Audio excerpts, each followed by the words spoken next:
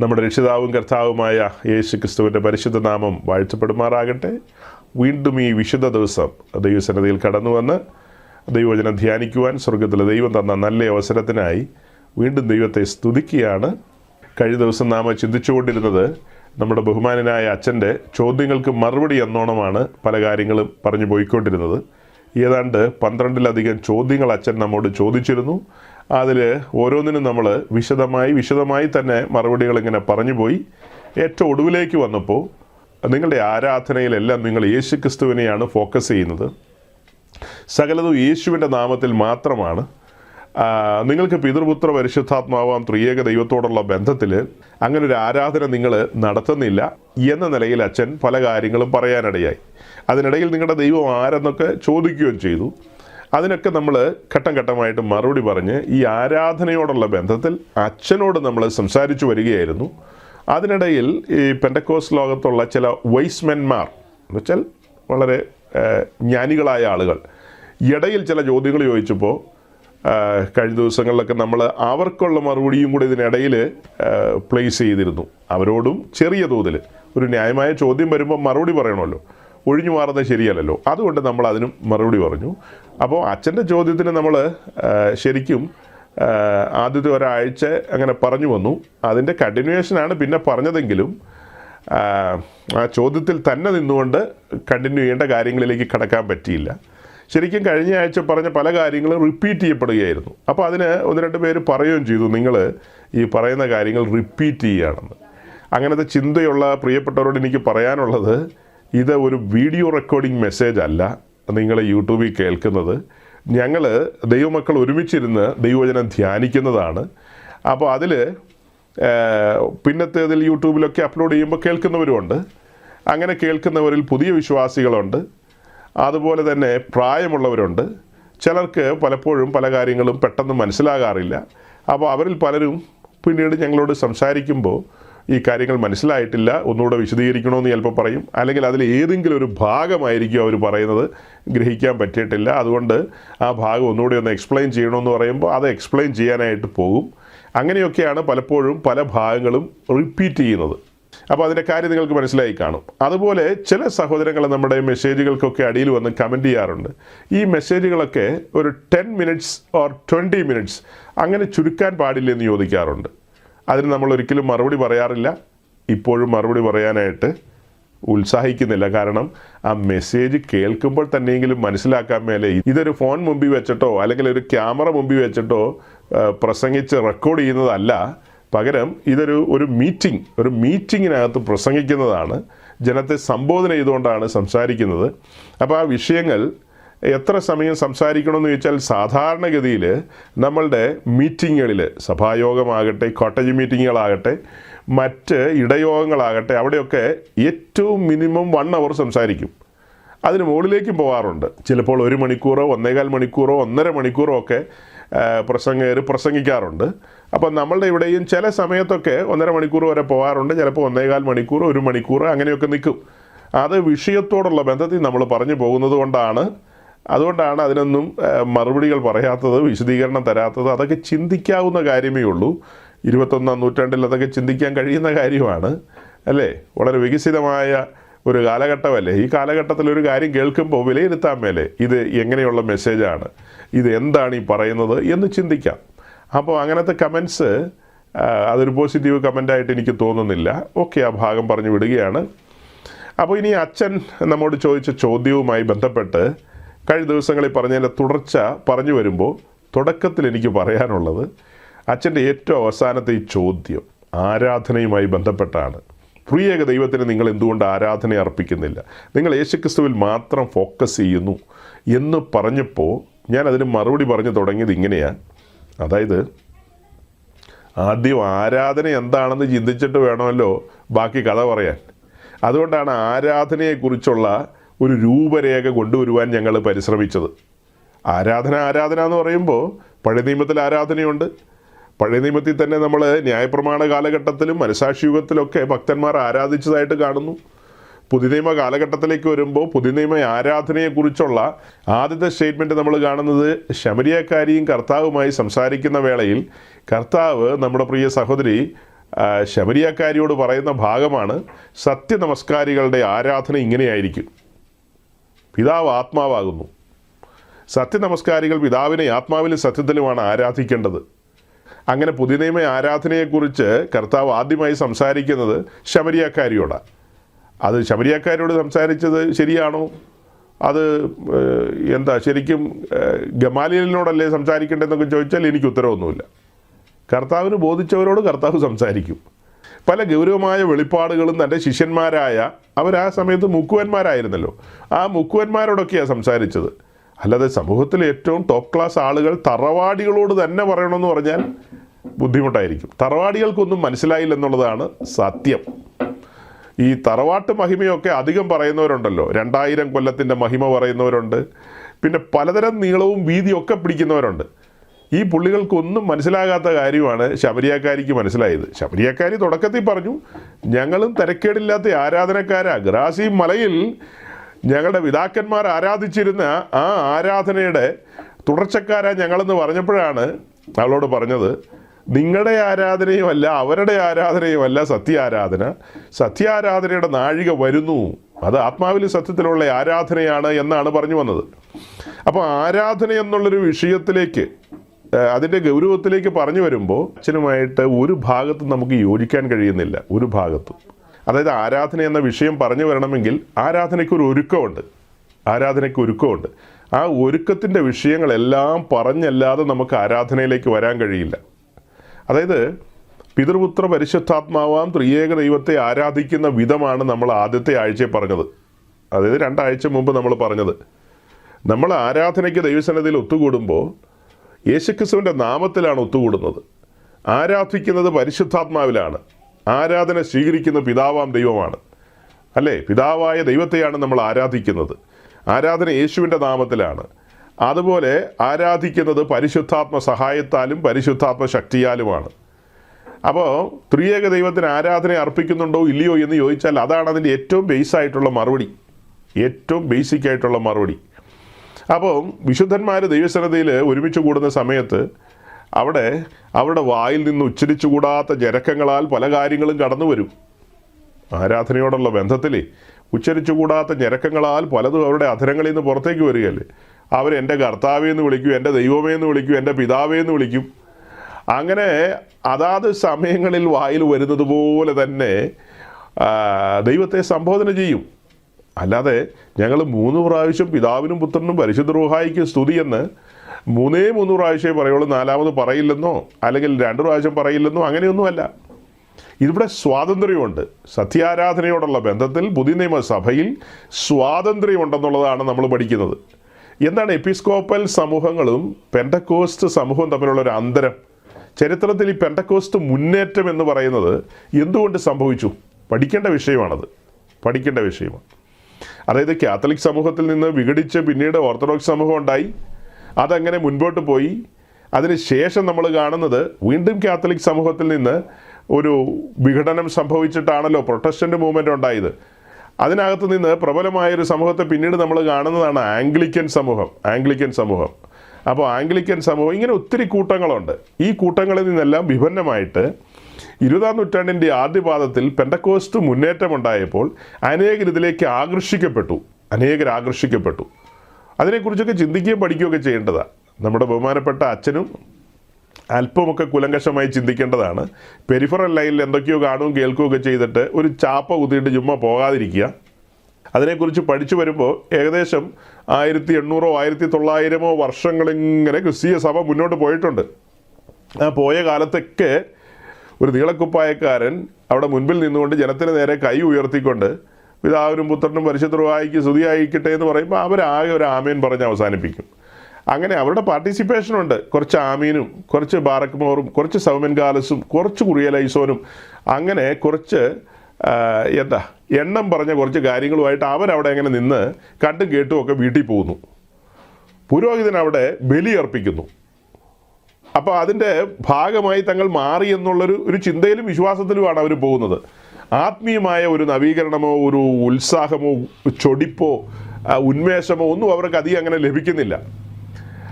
പിന്നെ ഈ പറയുന്ന പോലെ അപ്പനപ്പൂപ്പന്മാരായിട്ട് ഞങ്ങൾ അറിഞ്ഞതും കേട്ടതുമാണെന്നൊക്കെ പറഞ്ഞ് ഇങ്ങനെ കോൾമേൽ കൊണ്ടുപോകുന്നു, അത്രമാത്രം. അതേസമയം പെന്തക്കോസ്റ്റ് മൂവ്മെൻറ്റ് വന്നു കഴിഞ്ഞപ്പോൾ ഈ സത്യാരാധനയുടെ ശരിയായൊരു രൂപം, മാളികമുറി മുതൽ ആരംഭിച്ച ആ രൂപം വീണ്ടും പുനഃസ്ഥാപിക്കപ്പെടുകയാണ്. മാളികമുറിയിലെ ആരാധന എങ്ങനെയായിരുന്നു? അതിന് വിവിധങ്ങളായ രീതിയിലാണ് നമ്മുടെ എപ്പിസ്കോപ്പൽ സമൂഹത്തിലെ കുഞ്ഞാടുകൾ തമാശ പറയാറ്. തമാശ എന്ന് പറയുന്നത്, അവർ പറയുന്നത് പത്രോസിൻ്റെ നേതൃത്വത്തിൽ യെരുശലേം ദേവാലയത്തിൽ കുർബാന അർപ്പിച്ചു നോക്കിയ. കുർബാന അർപ്പിക്കാനായിട്ട് പത്രോസും ശേഷം പാർട്ടികളൊക്കെ യെരുശലേം ദേവാലയത്തിലേക്ക് ചെന്നാൽ അവിടുത്തെ സൻഹെദ്രി സംഘവും ചേകവന്മാരും മഹാപുരോഹിതൻ്റെ ചേവകന്മാർ കണ്ടിട്ടില്ല? ഗതസമനയിൽ വന്ന് നമ്മുടെ കർത്താവിനെ അറസ്റ്റ് ചെയ്ത ചേകവന്മാരൊക്കെ അവർ മാങ്ങ പറിക്കാൻ പോയേക്കുവാണോ? പത്രോസിനെ പിടിച്ച് കെട്ടി കൈകാര്യം ചെയ്യും ഓൺ ദ സ്പോട്ടിൽ. അപ്പോൾ വേറെ കുറച്ച് പേര് പറയുന്നത് അങ്ങനെയല്ല. ഈ മാളികമുറിയിലെ അനുഭവത്തിന് കുറച്ച് മുൻപ്, അതായത് 50 ദിവസം പിറകിൽ കർത്താവും ശിഷ്യന്മാരുമായി ഇതേ മാളികമുറിയിൽ ഒരുമിച്ച് കൂടി അവർ തിരുമേശ സ്ഥാപിച്ചല്ലോ. നമ്മൾ പറഞ്ഞ തിരുമേശ എന്ന്, അവരുടെ ഭാഷയിൽ പറഞ്ഞ കുർബാന സ്ഥാപിച്ചെന്നുള്ളതാണ്. കുർബാന സ്ഥാപിച്ചു. അപ്പോൾ ആ കുർബാന സ്ഥാപിച്ചപ്പോൾ അന്ന് ഭക്ഷിച്ച അപ്പമുണ്ട്. ആ അപ്പം ഭക്ഷിച്ചതിന് ശേഷം, അല്ലെങ്കിൽ ആ അപ്പം ചുട്ടതിന് ശേഷം ആ അപ്പത്തിൻ്റെ പുളിപ്പ് മിച്ചമുണ്ടല്ലോ, അതിലാണല്ലോ പുളിപ്പുള്ളത്. ആ പുളിപ്പ് സൂക്ഷിച്ചു വെച്ചിട്ട് പിന്നെയാണ് ഈ 50-ാം ദിവസം മാളികമുറിയിൽ ഒരുമിച്ച് കൂടിയപ്പോൾ ആ കുർബാനയിൽ ഈ പുളിപ്പുള്ള അപ്പമാണ് അവർ ഉപയോഗിച്ചത്. നോക്കണം, ഇവർ ഈ 50 ദിവസം മുമ്പ് ഒരുമിച്ച് കൂടിയത് എന്തിനു വേണ്ടിയാ?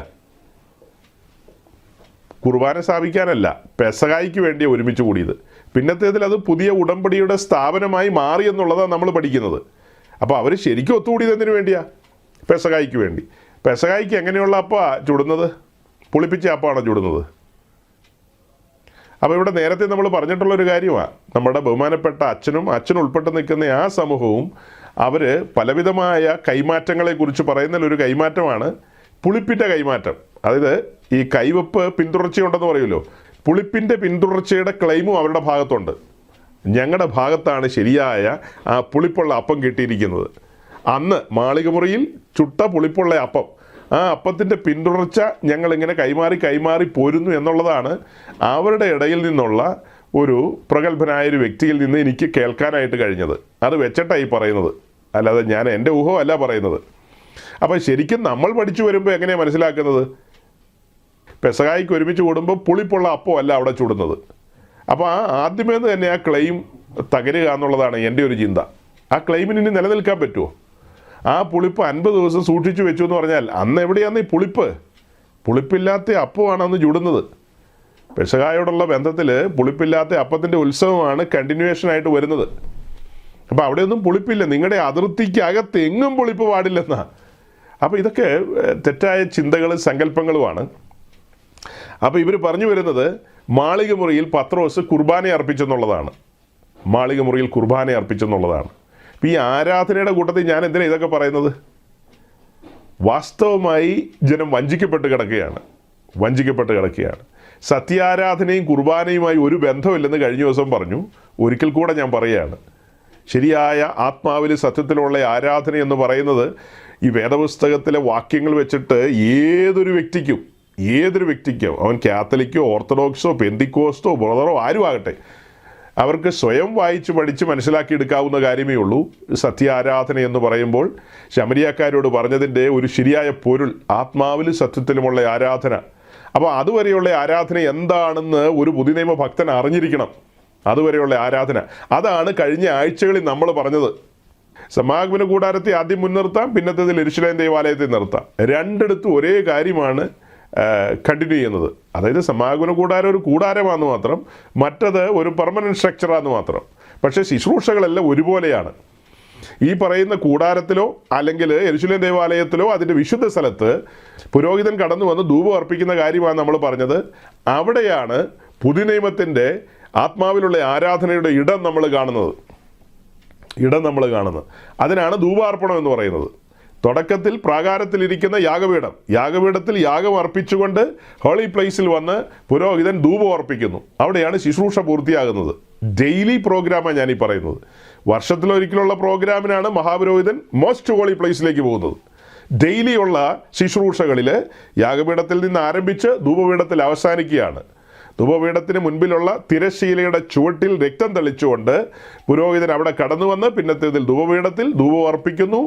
അങ്ങനെയാണ് അവരുടെ ആ ശുശ്രൂഷകൾ ഏകദേശം 1400 ചില്ലുവാനും വർഷം അവർ തുടർന്ന് പോയിക്കൊണ്ടിരുന്നത്. അത് കഴിഞ്ഞ് നമ്മൾ പിന്നീട് കാണുന്നത് അതവർക്ക് തുടരാൻ കഴിഞ്ഞില്ല. അതിനിടയിലാണ് മാളികമുറിയിൽ കർത്താവിൻ്റെ സഭ ആരംഭിക്കുന്നത്. സഭ ആരംഭിക്കുന്നതിന് മുമ്പ് അവിടെ ചില കാര്യങ്ങളൊക്കെ സംഭവിച്ചു. തിരശ്ശീല ചീന്തിപ്പോയതും അതുപോലെ മഹാപുരോഹിതൻ വസ്ത്രം കീറിയതും ഒക്കെയായ കാര്യങ്ങൾ അതിനിടയിൽ സംഭവിക്കുന്നുണ്ട്. അവരുടെ പൗരോഹിത്യത്തെക്കുറിച്ചും അവരുടെ ശുശ്രൂഷകളെക്കുറിച്ചും ഒക്കെയുള്ള കാര്യങ്ങൾ നമുക്ക് അവിടെ ബോധ്യപ്പെടുകയാണ്. അതെല്ലാം അവസാനിപ്പിച്ചുകൊണ്ട് പുതിയ നിയമം ആരംഭിക്കുകയാണ്. പുതിയ നിയമ ശുശ്രൂഷ ആരംഭിക്കുകയാണ്, അല്ലെങ്കിൽ പുതിയ നിയമ ആരാധന ആരംഭിക്കുകയാണ്. ആ ആരാധനയോടുള്ള ബന്ധത്തിൽ പഴയ നിയമത്തിൽ നിന്ന് വിഭിന്നമായി പുതിയ നിയമത്തിലേക്ക് വരുമ്പോൾ നമ്മൾ പറഞ്ഞു തുടങ്ങിയത്, പുതിയ നിയമത്തിലേക്ക് വരുമ്പോൾ യാഗപീഠത്തിലേക്കാണ് നമ്മൾ ശ്രദ്ധിക്കുന്നത്. യാഗപീഠത്തിലേക്ക് നോക്കുമ്പോൾ കാണുന്നത് എന്താ? യാഗമൃഗത്തെ യാഗം അർപ്പിക്കുന്നതാണ്. പുതിയ നിയമത്തിൻ്റെ ആരാധനക്കാരെന്ന നിലയിൽ നാം തന്നെ ദൈവസന്നിധിയിൽ നമ്മെ തന്നെ സമർപ്പിക്കുകയാണ്. അവിടെയാണ് റോമാലേഖനം 12-ാം അധ്യായത്തിലെ വാക്യങ്ങൾ പ്രസക്തമായി വരുന്നത്. യാഗപീഠം എന്താ വിളിച്ചു പറയുന്നത്? ഒരു സമർപ്പണത്തെയാണ് കാണിക്കുന്നത്. നാം നമ്മെ തന്നെ സമർപ്പിക്കുകയാണ് ബലിപീഠത്തിലേക്ക്. പെട്ടെന്നൊരാൾ വന്ന് കേട്ട് കഴിഞ്ഞാൽ മനസ്സിലാകുമെന്ന് എനിക്ക് സംശയമാണ്. വളരെ താഴ്മയോടും ആഗ്രഹത്തോടും ദൈവസന്നിധിയിൽ പ്രാർത്ഥനയോടെ ആയിരുന്നെങ്കിൽ മാത്രമേ ഇങ്ങനെയുള്ള ടോപ്പിക്കുകൾ മനസ്സിലാക്കാൻ കഴിയുള്ളൂ. ബലിപീഠത്തിലേക്ക് നോക്കുമ്പോൾ കാണുന്ന കാഴ്ചയാണ് ഞാൻ പറഞ്ഞത്. ആ കത്തുന്ന ബലിപീഠത്തിലേക്ക് നാം നമ്മെ തന്നെ സമർപ്പിക്കുകയാണ്, നമ്മെ ഏൽപ്പിച്ചു കൊടുക്കുകയാണ്. കർത്താവേ, സത്യാരാധനക്കാരൻ എന്ന നിലയിൽ എന്നെ ഒരു സത്യാരാധനക്കാരനാക്കി വാർത്തെടുക്കണമേ, അല്ലെങ്കിൽ എന്നെ ഉപയോഗിക്കണമേ, അങ്ങനെയൊക്കെ ചിന്തിക്കാം. അപ്പോൾ പുതിയ നിയമ ആരാധനയോടുള്ള ബന്ധത്തിൽ വരുമ്പോൾ നമ്മുടെ ജീവിതം തന്നെ ആരാധനയാണെന്ന് നമ്മൾ പറഞ്ഞു കഴിഞ്ഞു. 6 ദിവസത്തെ നമ്മുടെ ജീവിതം, 6 ദിവസം കഴിഞ്ഞ് വിശുദ്ധന്മാർ ഒരുമിച്ച് കൂടുമല്ലോ. എന്തായാലും ഒരു വിശുദ്ധ സഭായോഗം വെച്ചിട്ടുണ്ട്. അത് ഞാൻ വെച്ചതല്ല, വിശുദ്ധ തിരുവഴുത്തിൻ്റെ ഭാഗമാണത്. 6 ദിവസത്തെ അധ്വാനത്തിന് ശേഷം 7-ാം ദിവസം വിശുദ്ധന്മാർ ദൈവസന്നിധിയിൽ ഒരുമിച്ച് കൂടണമെന്നുള്ളത് ദൈവത്തിൻ്റെ വ്യവസ്ഥയാണ്. അത് ഏത് ദിവസമാകാം, എന്ത് ദിവസമാകാം. പക്ഷേ നിങ്ങൾ വേറിട്ട് ദൈവസന്നിധിയിൽ ഒരുമിച്ച് കൂടണം.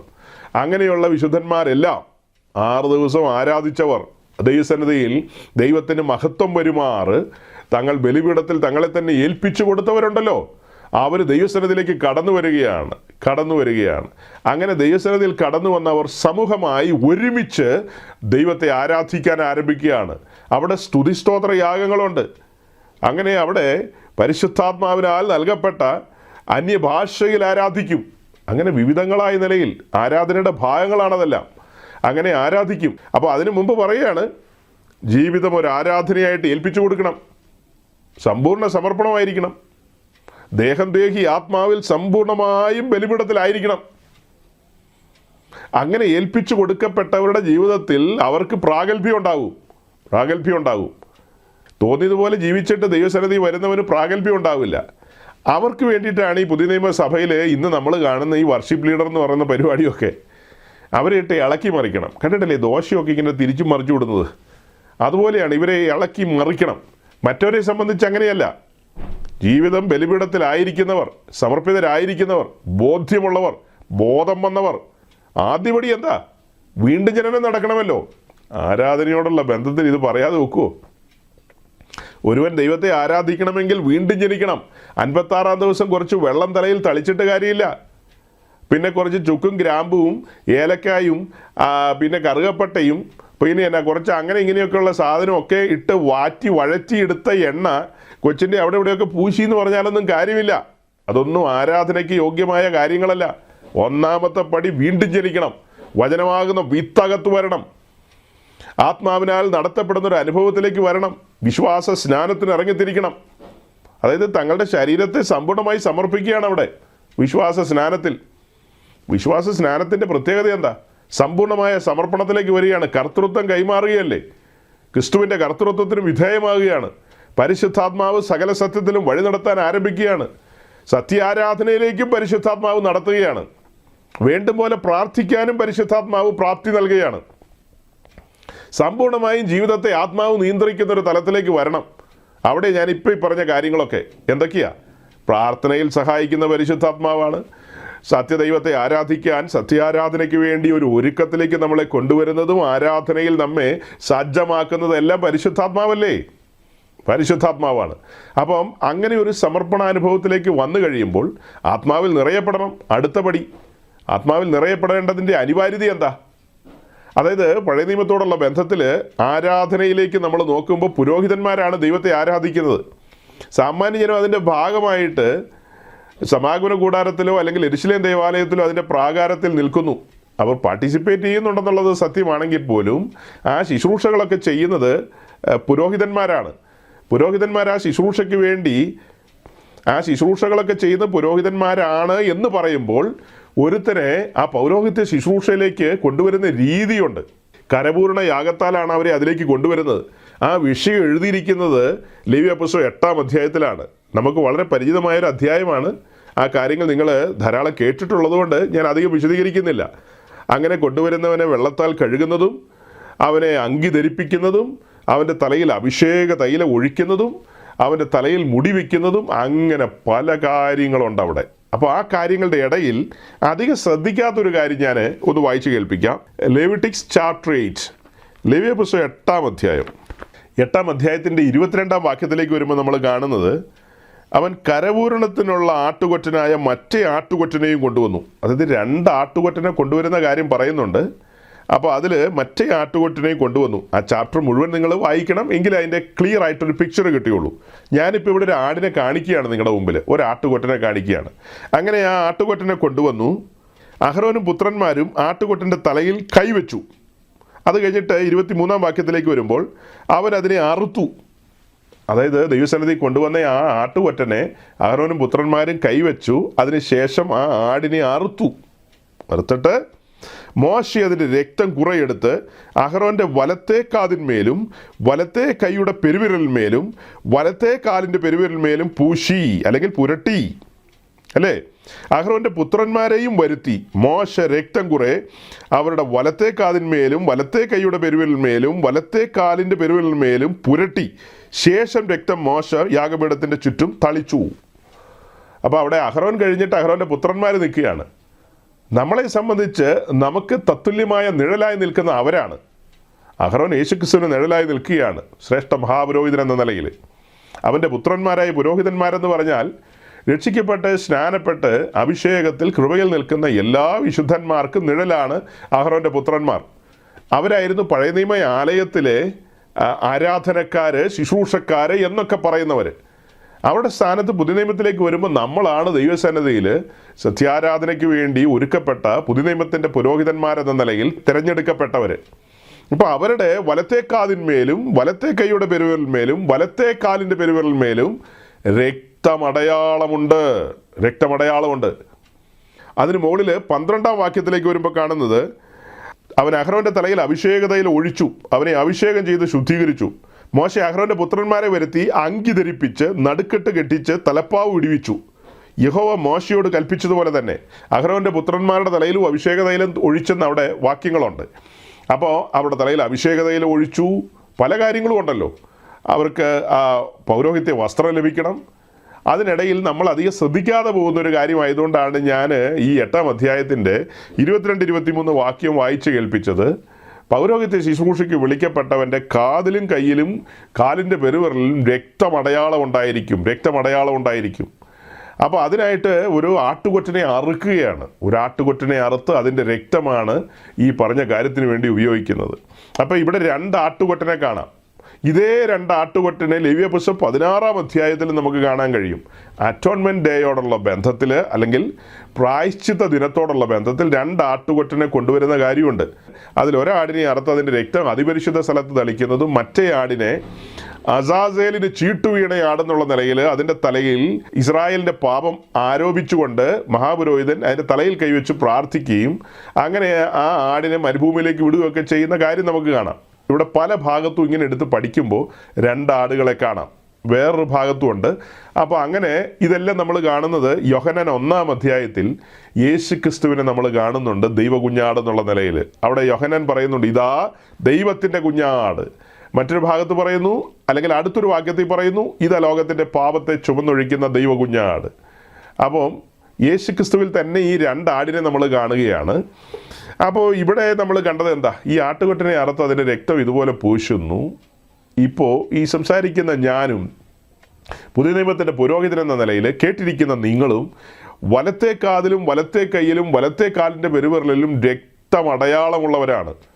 ഈ രക്തമടയാളമില്ലാതെ ദൈവസന്നിധിയിൽ പുരോഹിതനാണെന്ന് പറഞ്ഞ് വന്നാൽ ഓടിക്കുമോ ഇല്ലയോ? രക്തമടയാളമുള്ളവരായിരിക്കണം. ഈ രക്തമടയാളം എങ്ങനെയാണ് ലഭിക്കുന്നത്? നാം ആ രക്ഷാനിർണയം പ്രാപിച്ച് ദൈവസന്നിധിയിലേക്ക് കടന്നു വരുമ്പോഴല്ലേ രക്തമടയാളമൊക്കെ ലഭിക്കുന്നത്. രക്തമടയാളമൊക്കെ എങ്ങനെയാണ് ലഭിക്കുന്നതെന്ന് ചോദിച്ചാൽ 56 ദിവസം പ്രായമുള്ള ഒരു നിഷ്കളങ്കയായ കുഞ്ഞിന് ഇച്ചിരി രക്തം പുരട്ടി എന്താ കുഴപ്പമെന്നൊക്കെ ചോദിച്ചു കഴിഞ്ഞാൽ ഇതൊന്നും ദൈവത്തിൻ്റെ പദ്ധതിയുടെ ഭാഗമല്ലെന്നേ. ഇതൊക്കെ വിലപ്പെട്ട കാര്യങ്ങളാണ്, വിലയേറിയ കാര്യങ്ങളാണ്. കുഞ്ഞുങ്ങൾക്കത് ആ നിലയിൽ മനസ്സിലാകില്ല, ഇതിൻ്റെ ഗൗരവം മനസ്സിലാകില്ല. അതുകൊണ്ടാണ് കുഞ്ഞുങ്ങളോട് അങ്ങനെയൊക്കെയുള്ള മണ്ടത്തരം പറഞ്ഞു കൊടുത്ത് കുഞ്ഞുങ്ങൾ വളർന്നു വരുമ്പോൾ അവർക്ക് ബോധിച്ചതുപോലെ നടക്കുന്നത്. അതേസമയം അവർക്ക് ബോധ്യം വരുമ്പോൾ, പ്രായമൊന്നും ഞാൻ പറയുന്നില്ല, അവർക്ക് ബോധ്യം വരുന്നത് എപ്പോഴോ. അതുകൊണ്ട് നിരന്തരമായി അവരോട് സംസാരിച്ചുകൊണ്ടിരിക്കണം. അവരുടെ കാതുകൾ കേൾക്കെ ഇങ്ങനെ പറഞ്ഞുകൊണ്ടിരിക്കണം. ഏതെങ്കിലും ഒരു സമയത്ത് സ്ട്രൈക്ക് ചെയ്യും. 10 വയസ്സിലോ 12 വയസ്സിലോ 15 വയസ്സിലോ 8 വയസ്സിലോ ഏതെങ്കിലും വയസ്സിൽ സ്ട്രൈക്ക് ചെയ്യും. എല്ലാവരും ഒരുപോലെയല്ല കേൾക്കുന്നതും ഗ്രഹിക്കുന്നതും, വ്യത്യസ്തമായ നിലയിലല്ലേ അല്ലേ? നമ്മുടെ എല്ലാം കാര്യം എടുത്ത് പഠിച്ചു കഴിഞ്ഞാൽ അങ്ങനെയല്ലേ? ഇപ്പം നിങ്ങളിൽ പലരും പല കാര്യങ്ങളും കേട്ടാൽ പെട്ടെന്ന് ഗ്രഹിക്കും. ചിലപ്പോൾ എൻ്റെ കാര്യത്തിൽ അങ്ങനെ ആകണമെന്നില്ല. അപ്പോൾ അതുപോലെ തന്നെ കുഞ്ഞുങ്ങളുടെ കാര്യത്തിലും അങ്ങനെയൊക്കെയുണ്ട്. അപ്പോൾ ഞാൻ പ്രാഥമികമായി പറഞ്ഞ കാര്യം എന്താ? ആരാധനയോടുള്ള ബന്ധത്തിൽ പെട്ടെന്ന് വന്നിട്ട് എന്നാ പിടിച്ചോ എന്ന് പറഞ്ഞ് അങ്ങനെ ആരാധിക്കാൻ പറ്റില്ലെന്നേ. ഒരുവനെ ആരാധനക്കാരനായി ഒരുക്കിയെടുക്കുന്നത് എങ്ങനെയാണ്? ആദ്യപടി അവനെ മിസ്രൈമിൽ നിന്ന് വിടുവിക്കും. മിസ്രൈം അഥവാ ഈ ലോകത്തിൽ നിന്നും വിടുവിക്കും. അടുത്തപടി അവനെ ചെങ്കടൽ കടത്തും. അടുത്തപടി അവനെ ഹോരേബിലേക്ക് കൊണ്ടുവരികയാണ്, അഥവാ പർവ്വതത്തിലേക്ക് കൊണ്ടുവരികയാണ്. ഉയരത്തിലെ ആലോചനകൾ അവനെ പറഞ്ഞു കേൾപ്പിക്കുകയാണ്, അവനെ ബോധ്യപ്പെടുത്തുകയാണ്. ദൈവത്തിൻ്റെ പ്രമാണപ്രകാരം അടുത്ത സ്റ്റെപ്പുകളല്ലേ, പിന്നീടെല്ലാം അടുത്തടുത്ത സ്റ്റെപ്പുകളാണ്. ഈ പറഞ്ഞ രക്തമടയാളം വരികയാണ്. നമ്മുടെ ഭാഷയിൽ പറഞ്ഞാൽ എങ്ങനെയാണ്? രക്ഷാനിർണയം പ്രാപിച്ചു വരണ്ടേ? ചെങ്കടൽ കടക്കുക എന്ന് പറഞ്ഞാൽ സ്നാനപ്പെടണം, വിശ്വാസ സ്നാനത്തിന് ഇറങ്ങിത്തിരിക്കണം. അങ്ങനെ പർവ്വതത്തിൻ്റെ അനുഭവത്തിലേക്ക് വരികയാണ്, ദൈവസന്നിധിയിലേക്ക് കടന്നു വരികയാണ്, ഉയർന്ന ആത്മീയ അനുഭവങ്ങളിലേക്ക് വരികയാണ്, ആത്മാവിനാൽ നിറയപ്പെടുകയാണ്. ഈ പറഞ്ഞ പോലെ അഭിഷേകതയിലും തലയിൽ വീഴുകയാണ്. ഇവിടെയാണ് ഞാൻ ആദ്യം പറഞ്ഞത്, നമ്മുടെ ബഹുമാനായ അച്ഛനുമായിട്ട് നമുക്ക് 1% യോജിക്കാൻ കഴിയാത്ത ഒരു വിഷയമാണ് അവർ പറയുന്ന മൂറോൻ എന്ന് പറയുന്ന സബ്ജക്റ്റ്. അതായത് 2000 കൊല്ലത്തിൻ്റെയും ആൾബലത്തിൻ്റെയും തിണ്ണമിടുക്കിൻ്റെയും ഒക്കെ ബലത്തിൽ അവർക്ക് ആ കാര്യം പറയാം, നോ പ്രോബ്ലം, പറയുന്നതിന് കുഴപ്പമൊന്നുമില്ല. പക്ഷേ ആത്മീയമായി അതിനകത്ത് ഒരു ലോജിക്കുമില്ല. ലോജിക്കെന്ന് വെച്ചാൽ ഒരളവിൽ വേണമെങ്കിൽ നമ്മൾ അവർ പറയുന്നത് കേൾക്കാൻ തയ്യാറാണ്. ലേവ്യ പുസ്തകത്തിനകത്ത് ഇങ്ങനെയുണ്ടല്ലോ, 30-ാം അധ്യായത്തിൽ അഭിഷേക തൈലം അഥവാ മൂറോൻ ഉണ്ടാക്കുന്ന വിധം എഴുതിയിട്ടുണ്ടല്ലോ. അത് പഴയ നിയമ കാലഘട്ടത്തിൽ മാത്രം ഉണ്ടാക്കി അവസാനിപ്പിക്കുകയാണോ, പുതിയ നിയമത്തിലും വേണ്ടേ എന്നൊക്കെ ചോദിക്കുമ്പോൾ നമ്മൾ വളരെ താഴ്മയോടും വിനയത്തോടും അതിവിനയത്തോടും ചോദിച്ച ചോദ്യങ്ങളുണ്ട്. പുതിയ നിയമസഭ ആരംഭിക്കുന്നത് നമ്മൾ കണ്ണാലെ കാണുകയാണ്. മർക്കോസിൻ്റെ മാളികമുറിയിൽ പുതിയ നിയമസഭ ആരംഭിക്കുമ്പോൾ അവിടെ കൂടി വന്ന 120 പേരുടെ മേലും പരിശുദ്ധാത്മ നിറവ് വന്നു. അതായത് കാത്തലിക് ആകട്ടെ, ഓർത്തഡോക്സ് ആകട്ടെ, ഇതര എപ്പിസ്കോപ്പൽ സമൂഹങ്ങളാകട്ടെ, എല്ലാവരും പറയുന്നത് ഈ മൂറോൻ പരിശുദ്ധാത്മാവിൻ്റെ നിഴലെന്നുള്ളതാണ്. അഭിഷേക തൈലം എന്നുള്ള വിഷയത്തിലേക്ക് അവർ വരുമ്പോൾ അവരുണ്ടാക്കിയിരിക്കുന്ന ഈ അഭിഷേക തൈലം പരിശുദ്ധാത്മാവിൻ്റെ നിഴലാണെന്നാണ് എപ്പോഴും ക്ലെയിം ചെയ്യുന്നത്. അപ്പോൾ മാമോദീസ തൊട്ടിയിൽ മുതൽ കുഞ്ഞിൻ്റെ മേലെ ആ അഭിഷേക തൈലത്തിൻ്റെ ഒരു ചലനം ആരംഭിക്കുകയാണ്. അതായത് പരിശുദ്ധാത്മാവിൻ്റെ ചലനം കുഞ്ഞിൻ്റെ മേൽ വരികയാണ്. കുഞ്ഞ് പരിശുദ്ധാത്മാവിലാണ് മുൻപോട്ട് വളർന്നു വരുന്നത് എന്നുള്ളതാണ് അവർ ക്ലെയിം ചെയ്യുന്നതും വാദിക്കുന്നതുമായ കാര്യങ്ങളെല്ലാം. അതൊക്കെ വാദത്തിന് സമ്മതിക്കാം. പക്ഷെ ഞങ്ങളുടെ ഏറ്റവും ലളിതമായ ചോദ്യം ഏതാ? നേരത്തെ ചോദിച്ചിട്ടിരിക്കുന്നതാണ്, ഒന്നുകൂടെ ആവർത്തിക്കാം. ചോദ്യം ഇത്രയേ ഉള്ളൂ. ഈ മർക്കോസിൻ്റെ മാളികയിൽ ക്രിസ്തീയ സഭ ആരംഭിക്കുന്ന സമയത്ത് അവിടെ കൂടിയിരുന്ന 120 പേരുടെ മേലും പൂശാനുള്ള എണ്ണ അഥവാ അഭിഷേക തൈലം അല്ലെങ്കിൽ മൂറോൻ, ആ മൂറോൻ ഈ 50 ദിവസത്തെ ഗ്യാപ്പിൽ അപ്പസ്വലന്മാർ വാറ്റിയെടുത്തുണ്ടാക്കിയതാണോ, അതെയോ യെരുശലേം ദേവാലയത്തിൽ പോയി അന്നാസിനോടും കയ്യഫാസിനോടും കടം മേടിച്ച എണ്ണയാണോ? അവിടെയുണ്ട് അഭിഷേക തൈലം, അവിടെ അഭിഷേക തൈലം ഇരിപ്പുണ്ട്. പഴയ നിയമത്തിൻ്റെ വ്യവസ്ഥയ്ക്ക് അനുസരിച്ചുള്ള അഭിഷേക തൈലം അവരുണ്ടാക്കി വെച്ചിട്ടുണ്ട്. ആ എണ്ണ മേടിക്കുകയാണോ ചെയ്തത്? ഇതിലേതാ ശരിക്കും സംഭവിച്ചത് അറിയാനുള്ള ആഗ്രഹം കൊണ്ടാണ്. വിവരാവകാശത്തിൻ്റെ ആ ഒരു നിലയിൽ പരിഗണിച്ചാലും മതി, ഏതെങ്കിലും ഒരു നിലയിൽ പരിഗണിച്ചാൽ മതി. അഹങ്കാരം കൊണ്ടൊന്നും ചോദിക്കുന്നതല്ല, അതായത് നിങ്ങളെ ഉത്തരം മുട്ടിക്കാൻ വേണ്ടി ചോദിക്കുന്നതല്ല. വാസ്തവമായി ഞങ്ങൾക്ക് ജിജ്ഞാസയുണ്ട്, നിങ്ങൾ ആ കാര്യം എങ്ങനെയാണ് കൈകാര്യം ചെയ്യുന്നതെന്ന് അറിയാൻ വേണ്ടിയിട്ട്. അതായത് ഈ കൂടി വന്ന 120 പേരുടെ മേലും പരിശുദ്ധ റൂഹ ഇറങ്ങി വന്നല്ലോ, അത് ഈ എണ്ണ പൂശിക്കൊണ്ടാണോ? എണ്ണ പൂശിക്കൊണ്ടാണെങ്കിൽ അത് എവിടെ നിന്നാണ് എണ്ണ? പിന്നീട് അവിടെ 3000 പേര് വന്നു. ഈ 3000 പേർക്കൊക്കെ പൂശണമെങ്കിൽ എന്തോരം എണ്ണ ഉണ്ടായാലേ? അപ്പോൾ അത്ര എണ്ണ എപ്പോൾ എവിടെ എങ്ങനെ ഉണ്ടാക്കി കാണും? അവരെല്ലാം രക്ഷിക്കപ്പെട്ട് സ്നാനപ്പെട്ട് ആത്മനിറവിലേക്ക് വന്നു. അപ്പോൾ അതെങ്ങനെ കൈകാര്യം ചെയ്തു എന്നുള്ളൊരു ചോദ്യമൊക്കെ ഉണ്ട്. അപ്പോൾ ഈ ആരാധനയോടുള്ള ബന്ധത്തിലാകട്ടോ പറഞ്ഞു വന്നപ്പോൾ ഈ പഴയ കാര്യങ്ങളും കൂടെ ഞാൻ കൂട്ടിപ്പിടിച്ചത്, പഴയ കാര്യങ്ങളും കൂടെ ചേർത്ത് പിടിക്കുകയാണ്. ചേർത്ത് പിടിച്ച് എന്താ ചോദിച്ചത്? ഈ എണ്ണയുടെ കാര്യത്തിലാണ്. അപ്പം ഞങ്ങളെ സംബന്ധിച്ച് പറയുമ്പോൾ ഞങ്ങളുടെ ഈ കാര്യത്തിലെ ബോധ്യങ്ങൾ ഏതൊരു മനുഷ്യൻ്റെ മുമ്പിലും അവതരിപ്പിക്കാവുന്ന ബോധ്യങ്ങളാണ്.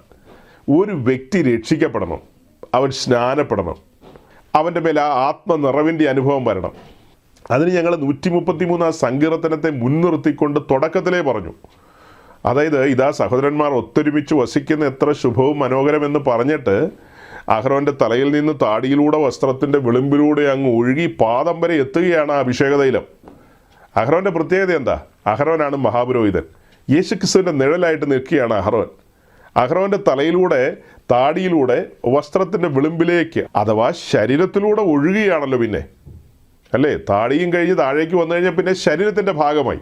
അങ്ങനെ ശരീരത്തിൻ്റെ ഭാഗമായി അതങ്ങനെ ഒഴുകി ഒഴുകി പാദം വരെ വരികയാണ്. നമ്മളെ സംബന്ധിച്ച് പറയുമ്പോൾ യേശുക്രിസ്തുവാണ് ആത്മാവിനെ നൽകുന്നത്. അവൻ ആത്മാവിനെ അളവ് കൂടാതെ നൽകുന്നവനെന്നാണ് യോഹന്നാൻ അപ്പോസ്തലൻ പറയുന്നത്. അപ്പോൾ യേശുക്രിസ്തു ആത്മാവിനെ അളവ് കൂടാതെ തരുമെന്ന് പറഞ്ഞാൽ അതിന് കണ്ടീഷനുണ്ട്. ഒന്നാമത്തെ കണ്ടീഷൻ ഇത്രയേ ഉള്ളൂ, രക്ഷിക്കപ്പെടണം. സ്നാനപ്പെടണമെന്ന് പോലും പറയാൻ പറ്റില്ല. സ്നാനപ്പെടുന്നതിന് മുമ്പ് ആത്മാവിൽ നിറയപ്പെടാം. പക്ഷേ പ്രഥമമായ കണ്ടീഷൻ എന്താ? കുഞ്ഞാടിൻ്റെ തങ്കച്ചോരയാൽ കഴുകപ്പെടണം, അല്ലെങ്കിൽ ആ രക്തം ഹൃദയങ്ങളിൽ തളിക്കപ്പെടണം. ആ ഒരു അനുഭവത്തിലേക്ക് വരണം. അങ്ങനെ വന്നു കഴിയുമ്പോഴാണ് ഒരു പക്ഷേ കൊർന്നല്യോസിൻ്റെ വീട്ടിൽ സംഭവിച്ചതുപോലെ ആത്മാവിൽ നിറയപ്പെടാം. എന്നാൽ കോമൺ ആയിട്ട് പറഞ്ഞു കഴിഞ്ഞാൽ അടുത്ത പടി, അടുത്ത സ്റ്റെപ്പ് വിശ്വാസ സ്നാനത്തിന് ഇറങ്ങിത്തിരിക്കണം. അതിന് ആത്മാവിൽ നിറയപ്പെട്ടാലും കൊള്ളാം, വിശ്വാസ സ്നാനത്തിന് ഇറങ്ങിയേ തീരൂ, നിർബന്ധമാണ്. മിസ്രൈം വിട്ടത് പരമാർത്ഥമാണെങ്കിൽ ചെങ്കടൽ കടക്കണം. ചെങ്കടലിൻ്റെ കരയിൽ വരുമ്പോൾ ഹെലികോപ്റ്റർ ഒന്നും വരില്ല, ചെങ്കടൽ കടന്നേ തീരൂ. വേറെ കുറുക്ക് വഴിയൊന്നുമില്ല, ഷോർട്ട് കട്ടുകളൊന്നുമില്ലെന്നേ. ചെങ്കടൽ കടന്നേ തീരൂ. അപ്പോൾ വിശ്വാസ സ്നാനം മസ്റ്റാണ്. അങ്ങനെ വിശ്വാസ സ്നാനവും ആത്മസ്നാനവും ഒക്കെ നിർബന്ധമാണ്. ആ ആത്മസ്നാനത്തോടുള്ള ബന്ധത്തിലാണ് ഇപ്പോൾ നമ്മൾ പറഞ്ഞുകൊണ്ടിരിക്കുന്നത്. അഭിഷേക തൈലം തലയിൽ വീഴുന്നതിന് തുല്യം നാം രക്ഷിക്കപ്പെട്ട് സ്നാനപ്പെട്ട് വരുമ്പോൾ ക്രിസ്തുവിനോടാണ് ചേരുന്നത്. ക്രിസ്തുവിനെ ധരിക്കുകയാണ്, ക്രിസ്തുവിനോട് ചേരുകയാണ്. അപ്പം ക്രിസ്തു എന്ന മഹാപുരോഹിതൻ അഭിഷിക്തനാണ്. അതിന് വാക്യങ്ങളുണ്ടല്ലോ. ക്രിസ്തു എന്ന മഹാപുരോഹിതൻ അഭിഷിക്തനാണ്. ആ അഭിഷിക്തൻ്റെ മക്കളാണ് നാം ഓരോരുത്തരും. അപ്പോൾ ആ അഭിഷിക്തൻ്റെ തലയിൽ നിന്ന് താടിയിലൂടെ ഒഴുകുകയാണ് ശരീരത്തിലേക്ക്. അപ്പോൾ ആ ശരീരത്തിൻ്റെ ഭാഗമായി നമ്മൾ ഇണങ്ങിച്ചേരുമ്പോൾ ആ അഭിഷേകത്തിൻ്റെ ജ്വലനം, അതിൻ്റെ ചലനം നമുക്ക് ആത്മാവിൽ തിരിച്ചറിയാൻ കഴിയും. അങ്ങനെയൊക്കെയാണ് പുതുനിയമ ആരാധനക്കാരെ സജ്ജമാക്കുന്നത്. അപ്പം ഞാൻ എന്തെല്ലാം പറഞ്ഞത്? വീണ്ടും ജനിക്കണം, നിർബന്ധമാണ്. വിശ്വാസ സ്നാനത്തിന് ഇറങ്ങണം, ആത്മസ്നാനം പ്രാപിക്കണം. എണ്ണ പൂശിയതുകൊണ്ട് കാര്യമില്ല. എണ്ണ പൂശാം, അത് വേറെ ഒക്കേഷനിലാണ്. നമ്മുടെ ഇടയിൽ ഒരു ഭക്തനായ സഹോദരൻ രോഗിയായി കിടക്കുമ്പോൾ ആ സഹോദരൻ്റെ ശരീരത്തിന്മേൽ എണ്ണ പൂശാം. വല്യപ്പൻ്റെ മേലല്ല കേട്ടോ. നിങ്ങൾ തെറ്റിദ്ധരിക്കരുത്. 90 വയസ്സായ വല്യപ്പൻ്റെ മേലെ എണ്ണ പൂശി പറഞ്ഞു വിടുന്ന പരിപാടിയല്ല. വല്യപ്പനെ പറഞ്ഞു വിടാൻ തിടുക്കം കൂട്ടുന്നൊരു പരിപാടിയാണ് എണ്ണ പൂശുക എന്ന് പറയുന്നത്. ആ കാര്യമല്ല പറയുന്നത്. ഇപ്പം നമ്മൾ പറഞ്ഞത് വിശുദ്ധന്മാർ രോഗികളായി തീരുമ്പോൾ ചില സമയങ്ങളിൽ യാക്കോബ് അങ്ങനെയാണ് പറഞ്ഞു വെച്ചിരിക്കുന്നത്. അവർ ആദ്യപടി ചെയ്യേണ്ടത് തമ്മിൽ പാപങ്ങളെ ഏറ്റുപറയണം. എന്തെങ്കിലും പ്രശ്നങ്ങളുണ്ടെന്ന് ബോധ്യമായാൽ ആ കാര്യങ്ങൾ തമ്മിൽ പറഞ്ഞങ്ങ് സെറ്റ് ചെയ്യുക, തമ്മിൽ പറഞ്ഞത് ഒത്തുതീർപ്പാക്കുക, അല്ലെങ്കിൽ അതിൻ്റെ ഒരു കൃത്യതയിലേക്ക് വരിക. വന്നു കഴിഞ്ഞിട്ട് സഭയിലെ മൂപ്പനുണ്ടല്ലോ, ആ മൂപ്പൻ മെത്രാപ്പോലീത്താന്നോ പിന്നെ എന്താ കാതോലിക്കാന്നൊന്നും അല്ല അവിടെ എഴുതിയിരിക്കുന്നത്. മൂപ്പൻ എന്നാണ്, അഥവാ പ്രിസ്ബിറ്റർ എന്നുള്ളതാണ് എഴുതിയിരിക്കുന്നത്. പ്രിസ്ബിറ്റർ എന്ത് ചെയ്യണം? എണ്ണ പൂശണം. എണ്ണ പൂശി പ്രാർത്ഥിക്കട്ടെ. സഭ ഒന്നടങ്കം പ്രാർത്ഥിക്കുമ്പോൾ അവനെ ദീനത്തിൽ നിന്ന് രക്ഷിക്കും. അതാണ് ദീനവുമായി ബന്ധപ്പെട്ട എണ്ണയുടെ വിഷയം. ഇപ്പം നമ്മൾ പറഞ്ഞ ദീനത്തിൻ്റെ കാര്യമല്ല. അയ്യോ കൂട്ടിക്കുഴയ്ക്കല്ലേ. എണ്ണയെന്ന് കാണുമ്പോൾ എല്ലാ എണ്ണയിലും നീരാടാൻ പോകരുത്. പകരം കാര്യങ്ങളെ അടുക്കടുക്കായിട്ട് പഠിക്കുക. അത് ദീനത്തിൻ്റെ വിഷയത്തിലാണ്. ഇപ്പം നമ്മൾ പറഞ്ഞത് ആത്മനിറവുമായി ബന്ധപ്പെട്ട് പറയുമ്പോൾ ആ അഭിഷേക തൈലം ഇങ്ങനെയാണ് ഒഴുകുന്നത്. അതിൻ്റെ രീതി ഇങ്ങനെയാണ്. പുതിയ നിയമത്തിൽ ആരോടും അഭിഷേക തൈലം ഉണ്ടാക്കാൻ പറഞ്ഞിട്ടില്ല എൻ്റെ ബഹുമാന്യനായ അച്ചോ. ഓർത്തഡോക്സി എന്താണെന്ന് പഠിക്കണമെന്നൊക്കെ പറഞ്ഞായിരുന്നല്ലോ. പഠിച്ചു വന്നിട്ട് ഇതൊന്നും കൂട്ടിമുട്ടുന്നില്ല. ശരിക്കും പറഞ്ഞാൽ ഞാൻ അടുത്ത ആഴ്ച ഈ 12 ചോദ്യവും കൂടെ ചേർത്ത് വെച്ചിട്ടൊരു മറുപടി പറയാൻ ആഗ്രഹിക്കുന്നുണ്ട്. ആ 12 ചോദ്യത്തിൽ ഗൗരവമായി പറഞ്ഞൊരു കാര്യമാണ്. എൻ്റെ സ്നേഹിതനായ ശ്രീമാൻ സജി വർഗീസ് അവറുകൾ നന്നായിട്ട് ഓർത്തഡോക്സി എന്താണെന്ന് പഠിക്കണമെന്നാണ് പറഞ്ഞത്. മാസങ്ങളെടുത്തു. മാസങ്ങൾ കൊണ്ട് ഞാൻ പഠിച്ചു വെച്ചതെല്ലാം കുത്തിക്കുറിച്ച് വെച്ചിട്ടുണ്ട്. ആ കുത്തിക്കുറിച്ച് വെച്ച കുത്തിക്കുറിപ്പുകളെല്ലാം വേണമെങ്കിൽ എൻ്റെ സത്യാന്വേഷണ പരീക്ഷണങ്ങളെന്നൊക്കെ പറയുന്ന പോലെ ഒരു പുസ്തകം വേണേൽ എഴുതാം. അത് മെനക്കേടാ, വേണ്ട. അപ്പോൾ എന്തായാലും അടുത്ത ദിവസം ആ കണ്ടെത്തിയ കാര്യങ്ങൾ, അതിലെ മണ്ടത്തരങ്ങളും നിലനിൽപ്പില്ലാത്ത ആശയങ്ങളും ഒക്കെ ഒത്തിരി വെളിപ്പെട്ട് വന്നിട്ടുണ്ട്. ആ കാര്യങ്ങളെല്ലാം ചേർത്തുകൊണ്ട് നമുക്ക് ടോട്ടലി 12 ചോദ്യത്തെയും ഒന്നുകൂടെ ഒന്ന് റേസ് ചെയ്ത് ഒറ്റ ഫ്രെയിമിൽ കൊണ്ടുവന്ന് മൊത്തത്തിൽ നമുക്കൊന്ന് വിലയിരുത്താം. മൊത്തത്തിൽ അത്രമാത്രം മൊത്തത്തിൽ നമുക്കൊരു വിലയിരുത്തൽ നടത്തിയേക്കാം. അപ്പം ഞാൻ പറഞ്ഞു വരുന്നത് ഇത്രയേ ഉള്ളൂ. ഈ പറഞ്ഞ കാര്യങ്ങളൊക്കെ സംഭവിക്കണം. അഭിഷേക തൈലം തലയിൽ വീഴണം. പൗരോഹിത്യ വസ്ത്രം ലഭിക്കണം. അത് ഏതെങ്കിലും ടൈലറിൻ്റെ അടുത്ത് പറഞ്ഞിട്ട് വെള്ളക്കുപ്പായം തയ്പ്പിച്ചാലൊന്നും പോരാ. അത് സ്വർഗം തന്നെ തരണം. രക്ഷിക്കപ്പെട്ടവർക്ക് മാത്രം ലഭിക്കുന്നതാണ് ആ പൗരോഹിത്യ വസ്ത്രം. രക്ഷിക്കപ്പെടണം. അപ്പോൾ അങ്ങനെ രക്ഷിക്കപ്പെട്ട് സ്നാനപ്പെട്ട് ആത്മനിറവിൻ്റെ അനുഭവത്തിലേക്ക് വന്നു കഴിയുമ്പോൾ അതിനിടയിൽ നമ്മൾ പോലും അറിയാതെ സംഭവിക്കുന്ന ഒരു കാര്യമാണ്. നമ്മുടെ കാതിലും കൈയുടെ പെരുവിരലിലും കാലിൻ്റെ പെരുവിരലിലും ഒക്കെ രക്തമടയാളമായി ലഭിക്കുകയാണ്. ആ രക്തമടയാളം നമുക്ക് കാണാൻ കഴിയില്ലെങ്കിലും ആരാധനക്കാരൻ എന്ന നിലയിൽ നമ്മൾ അത്യുന്നതൻ്റെ സന്നിധിയിലേക്ക് വരുമ്പോൾ സ്വർഗ്ഗദൂതന്മാർ ശ്രദ്ധിക്കുന്നുണ്ട്. രക്ഷിക്കപ്പെട്ടവൻ ദൈവസന്നിധിയിൽ വന്ന് ദൈവത്തെ ആരാധിക്കുമ്പോൾ. ഇതിനിടയിൽ ഒരു കാര്യം കൂടെ പറഞ്ഞേക്കാം. ആരാധനയും പ്രാർത്ഥനയും ലോകത്തിലുള്ള എല്ലാ മനുഷ്യർക്കും ദൈവത്തോട് പ്രാർത്ഥിക്കാം. ഏത് കൊടും പാപിക്കും പ്രാർത്ഥിക്കാം ഈ തേജോമയനായ ദൈവത്തോട്. അതിലൊരു റെസ്ട്രിക്ഷനും ഇല്ലെന്നേ. പാപിയുടെ പ്രാർത്ഥന ദൈവം കേൾക്കുന്നില്ലെന്ന് വാക്യമില്ലെന്ന് ചോദിച്ചാൽ അത് അങ്ങനെയുണ്ട് വാക്യം. പക്ഷേ ഏതൊരു പാപിക്കും പ്രാർത്ഥിക്കാം, ഏതൊരു മനുഷ്യനും പ്രാർത്ഥിക്കാം. ദൈവം കേൾക്കും, കേൾക്കാതിരിക്കും, അതൊക്കെ വേറെ വിഷയം. പ്രാർത്ഥിക്കുന്നതിന് കുഴപ്പമൊന്നുമില്ല. അതേസമയം ഈ ലോകത്തിലുള്ള സാധാരണക്കാരായ ധാരാളം മനുഷ്യരുണ്ടല്ലോ. ഏത് വംശത്തിൽപ്പെട്ടവരും ആകട്ടെ കുലത്തിൽപ്പെട്ടവരും ആകട്ടെ എല്ലാവർക്കും ദൈവത്തെ ആരാധിക്കാൻ കഴിയില്ല. ആരാധന ഏറ്റവും സീരിയസ് ആയ വിഷയമാണ്. ബൈബിൾ പഠിക്കുമ്പോൾ അതിലെ ഏറ്റവും ഗൗരവമായ സീരിയസ് ആയ വിഷയമായി നമ്മൾ കാണുന്നതാണ് ആരാധന. സ്വർഗത്തിൽ ആരാധനയുണ്ട്, ഭൂമിയിൽ തൻ്റെ സഭയോടുള്ള ബന്ധത്തിൽ ആരാധന കാണാം, മേലാലും നമ്മൾ ആരാധന കാണും. കാഹളം ധ്വനിച്ചതിന് ശേഷവും നമ്മൾ പ്രാർത്ഥനയോ പ്രസംഗമോ കൺവെൻഷനോ ഒന്നും കാണുന്നില്ല. അവിടെയും നമ്മൾ കാണുന്ന ആരാധനയാണ്. ആരാധനയോടുള്ള ബന്ധത്തിൽ ഗൗരവമായ വ്യവസ്ഥകളാണ് പറഞ്ഞത്. വ്യവസ്ഥ എന്താ? വീണ്ടും ജനിക്കാത്ത ഒരുവന് സത്യദൈവത്തെ ആരാധിക്കാൻ കഴിയില്ല. സത്യദൈവത്തെ ആരാധിക്കണമെങ്കിൽ സത്യേക ദൈവത്തിൻ്റെ പുത്രനായ ക്രിസ്തുവിൻ്റെ രക്തത്തിൻ്റെ സ്പർശനമുള്ളവർക്ക് മാത്രമേ പിതാവിൻ്റെ സന്നിധിയിലേക്ക് അടുക്കാൻ കഴിയൂ. അല്ലെങ്കിൽ എന്താ സംഭവിക്കുന്നതെന്ന് ആലോചിക്കുക. പിതാവിൻ്റെ സന്നിധിയിലേക്ക് അടുക്കണമെങ്കിൽ രക്തത്തിൻ്റെ മറവിലേ നമുക്ക് അടുക്കാൻ കഴിയൂ. അതെങ്ങനെയാണ് സംഭവിക്കുന്നത്? വീണ്ടും ജനനത്തിൽ ആ രക്തം അടയാളമായി ലഭിക്കുകയാണ്. വീണ്ടും ജനനത്തിൽ ലേവ്യ പുസ്തകം 14-ാം അധ്യായത്തിലും തത്തുല്യമായ മറ്റൊരു കാര്യമുണ്ട്. കുഷ്ഠരോഗിയുടെ ശുദ്ധീകരണത്തോടുള്ള ബന്ധത്തിൽ. അതിലേക്കൊന്നും ഞാൻ പോകുന്നില്ല. അപ്പോൾ ഇതിൽ നിന്നെല്ലാം നമ്മൾ മനസ്സിലാക്കുന്നത് വീണ്ടും ജനനം നിർബന്ധമാണ്. ഈ പറഞ്ഞ കാര്യങ്ങളെല്ലാം നിർബന്ധമാണ്. അങ്ങനെ ദൈവസന്നിധിയിലേക്ക് കടന്നു വരുന്ന ഒരു പുതിയ നിയമ ഭക്തനോടുള്ള ബന്ധത്തിൽ ആരാധന, നമ്മൾ ആദ്യം പറഞ്ഞല്ലോ പഴയ നിയമ ആരാധനയുടെ രീതി ഇങ്ങനെയാണെന്ന്. പഴയ നിയമത്തിലെ ആരാധന അങ്ങനെയാണെങ്കിൽ പുതിയ നിയമത്തിലെ ആരാധന, ശമരിയാക്കാരിയോട് പറഞ്ഞ വാസ്തവമായ ആരാധന, സത്യാരാധന, ആ ആരാധനയ്ക്കുള്ള ആലയമാണ്, കൂടാരമാണ് നാം ഓരോരുത്തരും. നാമാണ് ആരാധനയ്ക്കുള്ള കൂടാരം. നമ്മിലാണ് ആരാധന വെളിപ്പെടേണ്ടത്. അവിടെയാണ് റോമാലേഖനത്തിലെയും ഫിലിപ്പ് ലേഖനത്തിലെയും വാക്യം, ഞാൻ എൻ്റെ ആത്മാവിൽ ആരാധിക്കുന്ന ദൈവം എനിക്ക് സാക്ഷി എന്ന് പൗലോസ് പറയുന്നു. അതായത് ആരാധനയുടെ ഇടം മാറിയെന്ന് നമ്മൾ പലപ്പോഴായിട്ട് പറഞ്ഞു കഴിഞ്ഞു, വീണ്ടും പറയുകയാണ്. അന്ന് സമാഗമന കൂടാരത്തിലായിരുന്നു ആരാധന, അല്ലെങ്കിൽ അന്ന് യെരുശലേം ദേവാലയത്തിലായിരുന്നു ആരാധന. ഇന്ന് ഞാനാകുന്ന കൂടാരത്തിൽ എൻ്റെ ആത്മാവിലാണ് ആരാധന.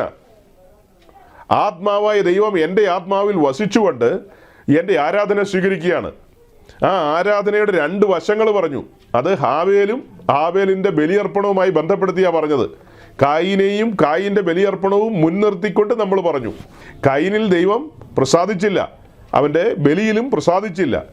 അതുപോലെ പുതുനിയമ ആരാധനയിലേക്ക് വരുമ്പോൾ നമ്മൾ ചേർത്ത് വെച്ച് പറയുകയാണ്, ആദ്യപടി നമ്മിൽ പ്രസാദിക്കണം, നമ്മുടെ ജീവിതത്തിൽ ദൈവം പ്രസാദിക്കണം. ജീവിതം തന്നെ ഒരു ആരാധനയാണ്.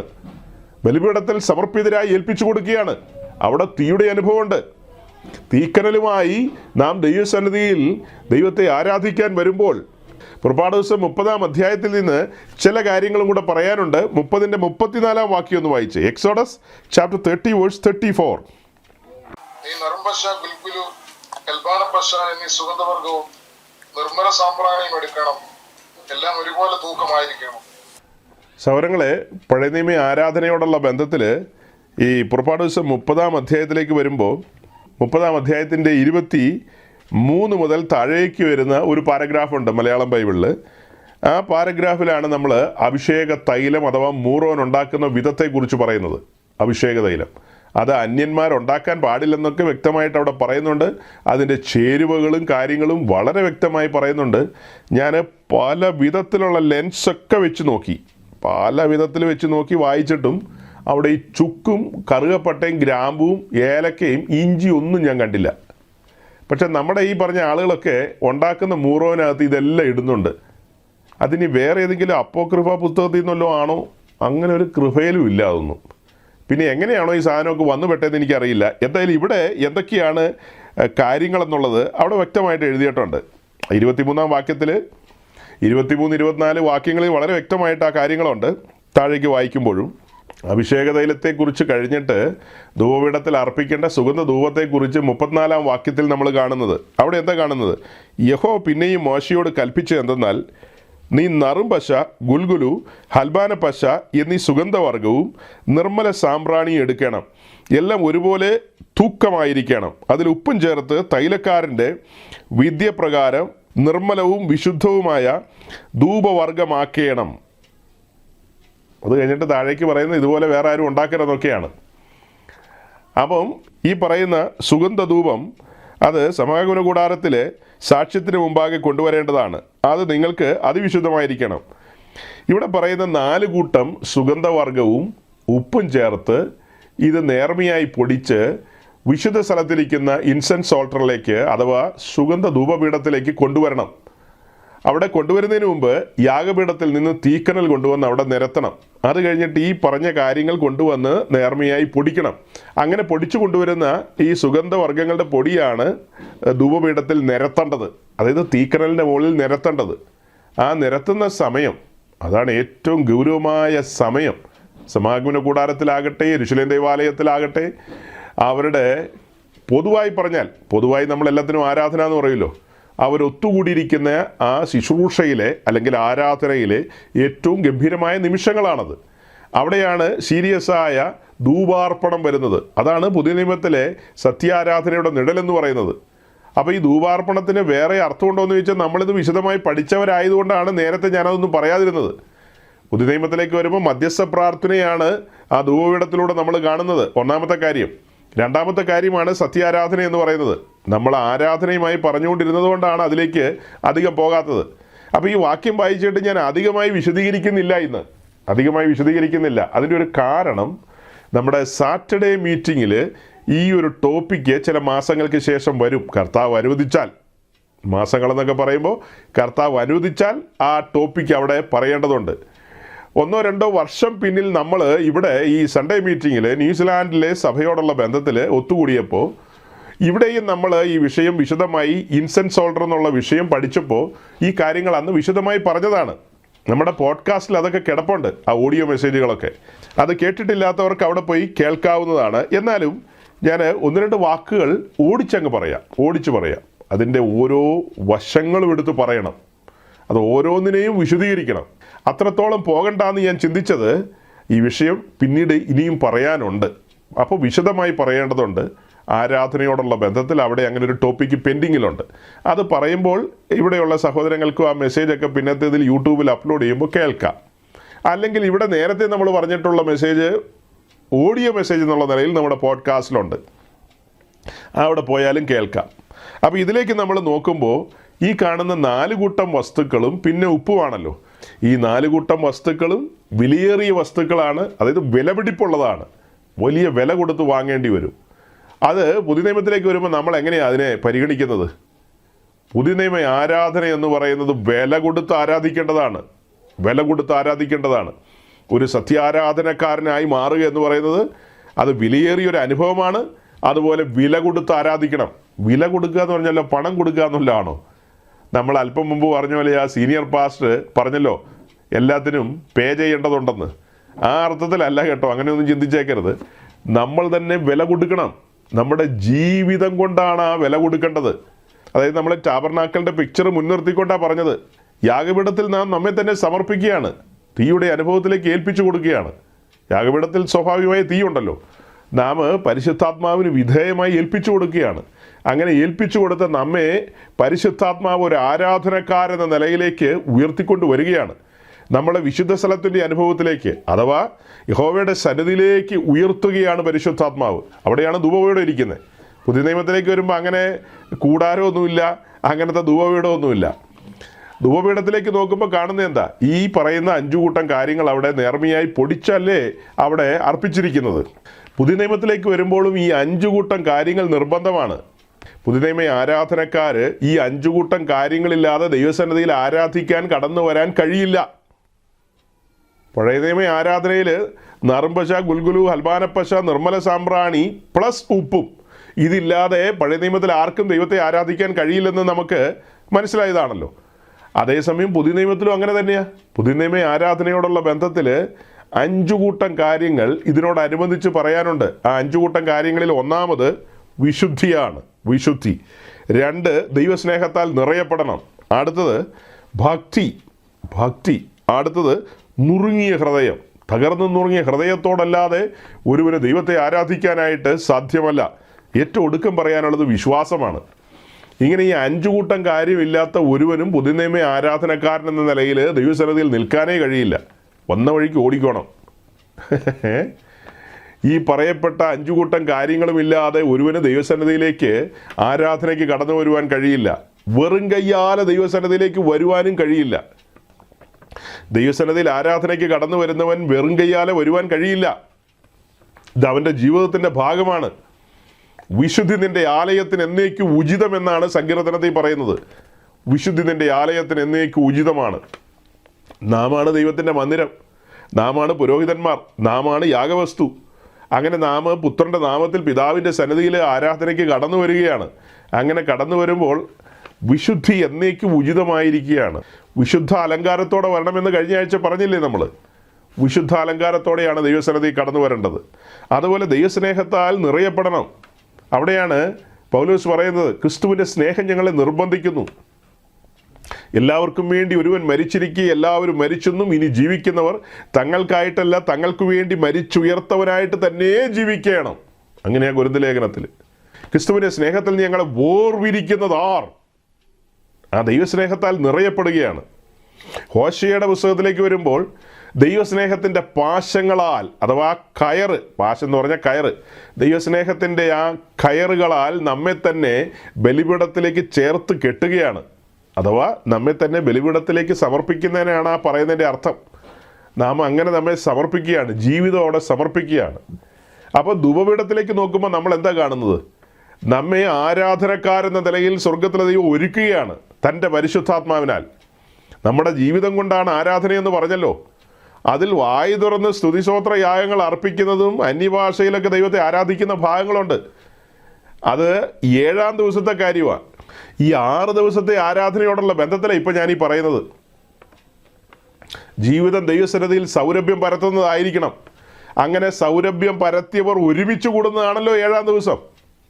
വിശുദ്ധ സഭായോഗത്തിന് ദൈവമക്കൾ ഒരുമിച്ച് കൂടുമ്പോൾ ഈ സൗരഭ്യം പരത്തിയവർ ഒരുമിച്ച് കൂടുമ്പോൾ അവിടെയും സൗരഭ്യത്തിൻ്റെ പാരമ്യമായിരിക്കും. 6 ദിവസം ദുർഗന്ധം പരത്തിയിട്ട് 7-ാം ദിവസം എങ്ങനെ സൗരഭ്യം പരത്തുമെന്നുള്ളൊരു വലിയ ക്വസ്റ്റ്യൻ ഞാൻ വെക്കുകയാണ്. 6 ദിവസം ദുർഗന്ധം പരത്തിയിട്ട്, ദുർഗന്ധം എന്നുള്ളത് കൊണ്ട് ഉദ്ദേശിക്കുന്നത് എന്താ? ജഡത്തിൻ്റെ ഇച്ഛകളും ജഡത്തിൻ്റെ അഭിലാഷങ്ങളാലും നമ്മൾ സഞ്ചരിക്കുകയാണെങ്കിൽ സ്വാഭാവികമായിട്ടും ഉയരുന്നത് ദുർഗന്ധമായിരിക്കും. ജഡേച്ഛകളാലും ജഡാഭിലാഷങ്ങളാലും ഒക്കെ സഞ്ചരിച്ചിട്ട് 7-ാം ദിവസം വന്നിട്ട് കാര്യമില്ല. ആത്മാവിനെ അനുസരിച്ചല്ല ജീവിച്ചത്. ആത്മാവിനെ അനുസരിച്ചാണെങ്കിൽ സൗരഭ്യം വരും. കാരണം ആത്മാവിൽ അഗ്നിയുടെ അനുഭവങ്ങളുണ്ട്, പരിശുദ്ധാത്മാവിൽ അഗ്നിയുടെ അനുഭവങ്ങളുണ്ട്. അപ്പോൾ നമ്മുടെ ജീവിതം സമർപ്പിതമാണെങ്കിൽ, ബലിപീഠത്തിൽ ഏൽപ്പിച്ചു കൊടുത്തിട്ടുണ്ടെങ്കിൽ പരിശുദ്ധാത്മാവ് നമ്മെ സമാനമായ അനുഭവങ്ങളിലൂടെ നടത്തും. അപ്പോൾ ഇവിടെ നമ്മൾ കണ്ട ഈ 4 കൂട്ടം കാര്യങ്ങൾ പ്ലസ് ഉപ്പുണ്ടല്ലോ, ആ 4 കൂട്ടം കാര്യങ്ങളിൽ ആദ്യം വായിച്ചത് നറുംപശയാണ്. ആ നറുംപശ എന്ന് പറയുന്നത് ചെറിയ കുറ്റിച്ചെടിയിൽ നിന്നാണ് അതെടുക്കുന്നത്. കുറ്റിച്ചെടി എന്ന് പറഞ്ഞാൽ അല്പം ഉയരമുള്ള കുറ്റിച്ചെടി. റബ്ബറിൽ നിന്ന് റബ്ബർ കറ പുറത്തെടുക്കുന്ന, റബ്ബർ പാൽ എടുക്കുന്ന സിസ്റ്റം നമുക്കറിയാം. അതിന് റബ്ബർ വെട്ടുന്നൊരു കത്തിയുണ്ട്. ആ കത്തി കൊണ്ടാണ് അതിങ്ങനെ വരഞ്ഞ് ഓരോ ദിവസവും റബ്ബർ പാൽ പുറത്തേക്ക് എടുക്കുന്നത്. അതുപോലെ തന്നെ ഈ കുറ്റിച്ചെടിയിൽ ഒരു പ്രത്യേക ഒരു ഉപകരണം അല്ലെങ്കിൽ ഒരു കത്തി ഉപയോഗിച്ച് അതിൽ ചില സുഷിരങ്ങൾ ഇട്ടുകൊണ്ട് അല്ലെങ്കിൽ അതിൻ്റെ പുറന്തോട് തുളച്ചുകൊണ്ട് അതിൽ നിന്ന് മരക്കറ, അതിൻ്റെ എന്താ പറയുക കറ, അത് പുറത്തേക്കെടുക്കും. അത് പുറത്തേക്കെടുത്തിട്ട് ആ മരക്കറ പുറത്തേക്കെടുത്തിട്ട് അത് തണുപ്പിച്ച് ഉണക്കി വീണ്ടും അത് പൊടിച്ച്, അങ്ങനെയാണ് അതിൻ്റെ ഒരു പ്രോസസ്സിങ്. അതിൻ്റെ വിശദമായ പഠനത്തിലേക്ക് പോകുന്നില്ലെന്ന് ഞാൻ പറഞ്ഞു, ഓടിച്ചു പറയുകയാണ്. അപ്പോൾ ഈ പറയുന്ന ചെടി വളരുന്നത് മെഡിറ്ററേനിയൻ സീയുടെ പരിസരത്തൊക്കെയാണ്. അതായത് ഈ മരുഭൂമിയുടെ അനുഭവമാണല്ലോ അവിടെയൊക്കെ. ഇസ്രായേലിൻ്റെ കനാൻ നാടിൻ്റെ പരിസരങ്ങളെന്നൊക്കെ പറഞ്ഞു കഴിഞ്ഞാൽ മരുഭൂമിയുടെ അനുഭവമുള്ള സ്ഥലങ്ങളാണ്. അവിടെ അധികം മഴ ലഭിക്കുന്ന സ്ഥലങ്ങളല്ല, വരണ്ട പ്രദേശങ്ങളാണ്. അപ്പോൾ ആ വരണ്ട പ്രദേശങ്ങളിൽ വളരുന്ന അധികം പൊക്കമില്ലാത്തതായ ഇത്തരം ചെടികളിൽ നിന്ന് ഊറ്റി എടുക്കുന്നതാണ് ഈ പറഞ്ഞ സംഭവം. അത് പിന്നെയാണ് ഉണക്കി പൊടിച്ച് ഇതിൻ്റെ ഭാഗമാക്കി കൊണ്ടുവരുന്നത്. അപ്പം അനുകൂല പരിതസ്ഥിതി അല്ലെന്ന് മനസ്സിലാക്കുക. ഒരു സത്യാരാധനക്കാരന് അനുകൂലമായ പരിതസ്ഥിതിയൊന്നുമല്ല ജീവിതത്തിൽ എപ്പോഴും അനുവദിക്കുന്നത്. വരണ്ട അനുഭവങ്ങൾ, മരുഭൂമി സമാനമായ അനുഭവങ്ങൾ, മഴ അധികം ഇല്ലാത്ത സ്ഥലങ്ങളല്ലേ അതെല്ലാം. നമ്മുടെ കർത്താവ് യേശു ക്രിസ്തുവിലേക്ക് നോക്കുക. അവൻ വരണ്ട നിലത്ത് ഇളയ തൈ പോലെ വളർന്നു വന്നവനാണ്. അങ്ങനെ പിതാവിൻ്റെ സന്നിധിയിൽ തൻ്റെ ജീവിതം കൊണ്ടൊരു ആരാധനയായി സമർപ്പിച്ചവനാണ്. സൗരഭ്യം പരത്തിയ ജീവിതമായിരുന്നു ക്രിസ്തുവിൻ്റെ ജീവിതം. അതിന് തത്തുല്യമായിരിക്കണം തൻ്റെ ഭക്തന്മാരുടെ ജീവിതവും. അനുകൂലമല്ലാത്ത പരിതസ്ഥിതികൾ, വരണ്ട അനുഭവങ്ങൾ, മഴയില്ലാത്ത അനുഭവങ്ങൾ, അങ്ങനെ ഒത്തിരി കാര്യങ്ങൾ കാണും. അവിടെയെല്ലാം ഈ മരക്കറ നമ്മിൽ നിന്ന് പുറത്തേക്ക് വന്ന് അങ്ങനെയാണ് നമ്മൾ ആരാധനയുടെ ഭാഗമായി മാറുന്നത്. അടുത്തത് ഹൽബാനപ്പശ.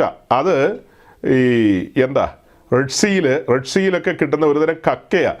ആ കക്ക സമുദ്രത്തിൻ്റെ അടിത്തട്ടിലാണ് കിടക്കുന്നത്.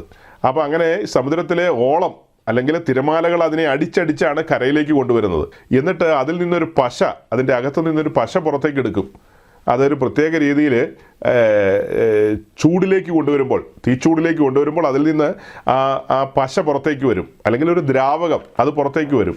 അത് പിന്നീട് ഉണക്കും, അങ്ങനെ അത് കട്ടിയാകുമല്ലോ, അത് പിന്നീട് പൊടിക്കും. അങ്ങനെയാണ് ഈ രണ്ടാമത്തെ കാര്യം വരുന്നത്. അത് കഴിഞ്ഞ് പിന്നെ എന്താ പറഞ്ഞത്? ഈ ഗുൽഗുലു ആകട്ടെ, നിർമ്മല സാമ്പ്രാണി ആകട്ടെ, ഇതെല്ലാം ഈ പറഞ്ഞതുപോലെ ഒറ്റവാക്കി ചുരുക്കി പറയാം. ഈ മെഡിറ്ററേനിയൻ്റെ പരിസരത്തുള്ള ഈ മരുഭൂമി സമാനമായ അനുഭവങ്ങളിൽ വളർന്നു വരുന്ന മരങ്ങൾ, പാഴ്മരങ്ങളും കുറ്റിച്ചെടികളും എന്നൊക്കെ പറയുന്നത് പോലത്തെയാണ് ഇത് ഓരോന്നും. അങ്ങനെ അതിൽ നിന്നാണ് ഈ പറഞ്ഞ കാര്യങ്ങൾ പുറത്തേക്ക് എടുക്കുന്നത്. അതിൽ ചിലതിനോടുള്ള ബന്ധത്തിൽ പറഞ്ഞു വരുമ്പോൾ അതിൻ്റെ കറ പുറത്തേക്ക് എടുത്തു കഴിഞ്ഞാൽ പിന്നീട് ആ മരം ഉണങ്ങിപ്പോവും. അതായത് നമ്മിൽ നിന്ന് ആരാധനയ്ക്ക് വേണ്ടുന്ന കാര്യങ്ങളെല്ലാം പുറത്തേക്ക് വരുമ്പോൾ ആ ഉണങ്ങിപ്പോകുന്ന അനുഭവം എങ്ങനെയാണ് കാണിക്കുന്നത്? ഈ ഭൂമിയിൽ അവനോ വളരണം ഞാനോ കുറയണം എന്നുള്ളൊരു അനുഭവത്തിലേക്ക് വരികയാണ്. നമ്മൾ നമുക്കുള്ളതെല്ലാം ഊറ്റി കൊടുക്കുകയാണ് ആരാധനയ്ക്ക് വേണ്ടി. സമ്പൂർണ്ണമായ സമർപ്പണത്തിൽ നമ്മിൽ നിന്ന് ഊറ്റിയെടുക്കുകയാണ്. പരിശുദ്ധാത്മാവ് അതെല്ലാം ചെയ്യുകയാണ്. അങ്ങനെ ഈ പറഞ്ഞ കാര്യങ്ങളല്ല, ഇതിൻ്റെ വിശദമായ പഠനത്തിലേക്ക് വരുമ്പോൾ നമുക്കത് പിന്നാലെ ചിന്തിക്കാം. ഇപ്പം ഞാൻ ഓടിച്ചു പറഞ്ഞു വിടുകയാണ്.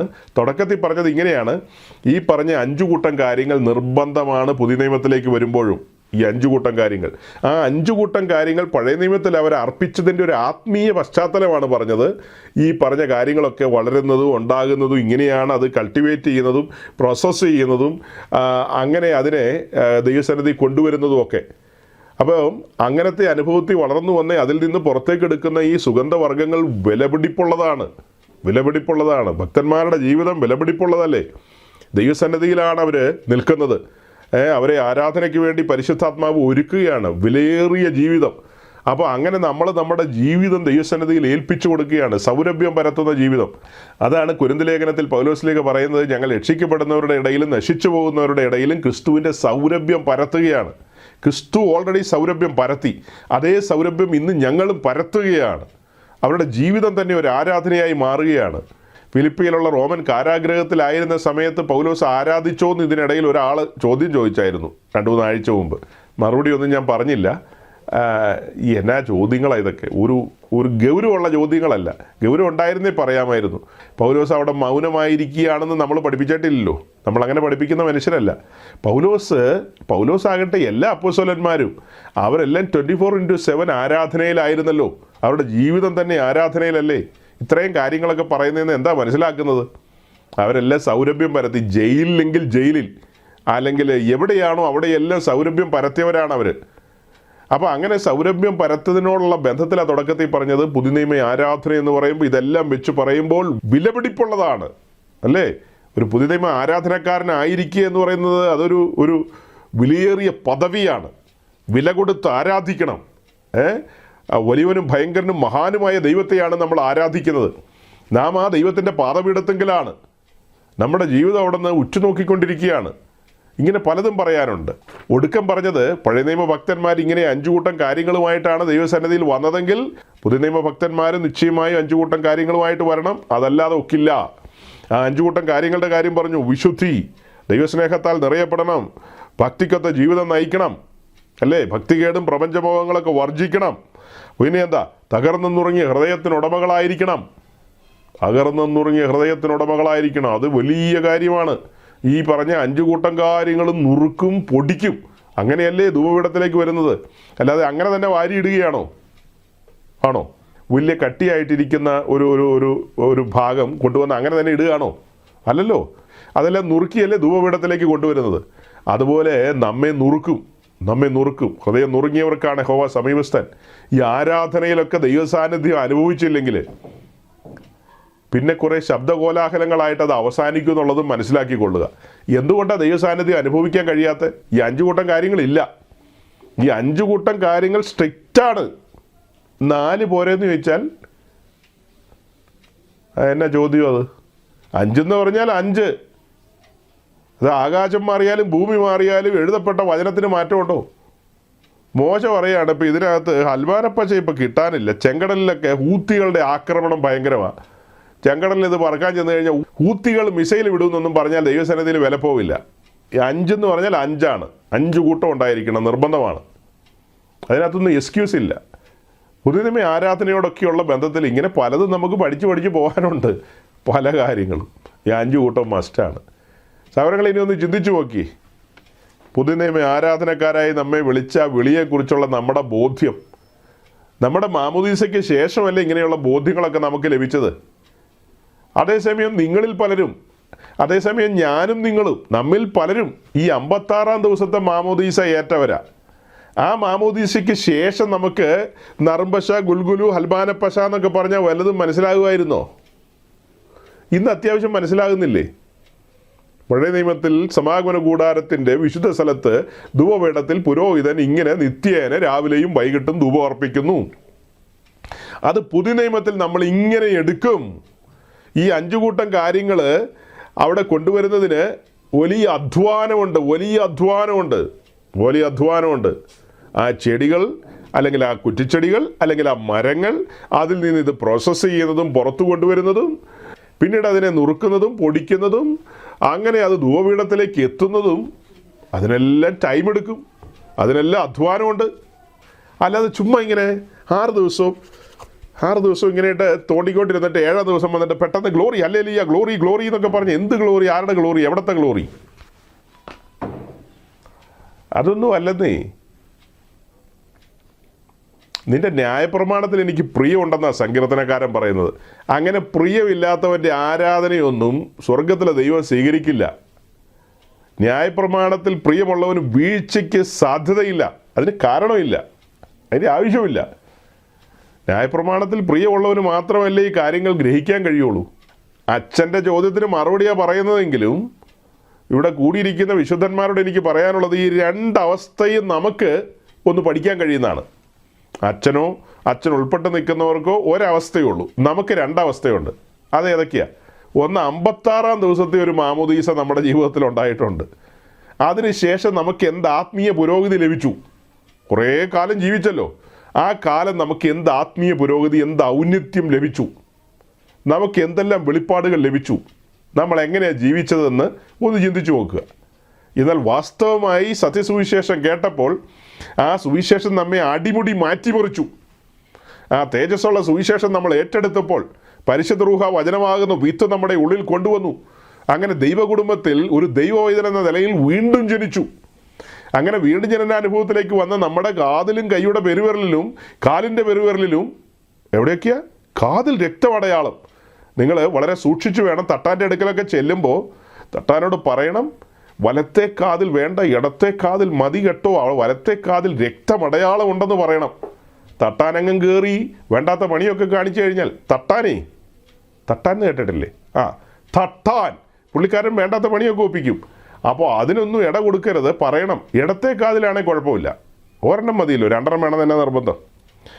ഇടത്തെ കാതിൽ ഓക്കെ, വലത്തെ കാതിൽ രക്തമടയാളമാണ്. പുതിയ നിയമത്തിൻ്റെ പുരോഹിതന്മാരെന്ന നിലയിലേക്ക് വരികയാണ്. അപ്പോൾ അവിടെയൊന്നും വേറെ പരിപാടികളൊന്നും സുഷിരങ്ങളൊന്നും ഇടാൻ പോകരുത്. വലത്തെ കാലിൻ്റെ പെരുവിരലിലും വലത്തെ കൈയുടെ പെരുവിരലിലും ഒക്കെ രക്തമടയാളമാണ്. വേർതിരിക്കപ്പെട്ട് നിൽക്കുകയല്ലേ, സെപ്പറേറ്റ് ചെയ്യപ്പെട്ടില്ലേ, ലോകത്തിൽ നിന്ന് വേർതിരിക്കപ്പെട്ടു. നമ്മൾ വന്നിരിക്കുന്ന സമൂഹത്തിൽ നിന്ന് തന്നെ നമ്മൾ പുതിയ നിയമത്തിൻ്റെ ഉന്നതമായ നിലയിലേക്ക് നമ്മെ വേർതിരിച്ച് നിർത്തിയിരിക്കുകയാണ്. സത്യാരാധനക്കാരെന്ന നിലയിലേക്ക് അനവധി കാര്യങ്ങൾ അവിടെ പറയാനില്ലേ. അപ്പോൾ ഈ രണ്ട് കാലാവസ്ഥയെ നിങ്ങളൊന്ന് ചിന്തിച്ചു നോക്കി. അന്നത്തെ ദീർഘമായ ഒരു കാലം അപ്പൂപ്പൻ താടി പോലെ പാറി പറന്ന് നടന്നില്ലേ? വല്ലതും മനസ്സിലായിരുന്നോ?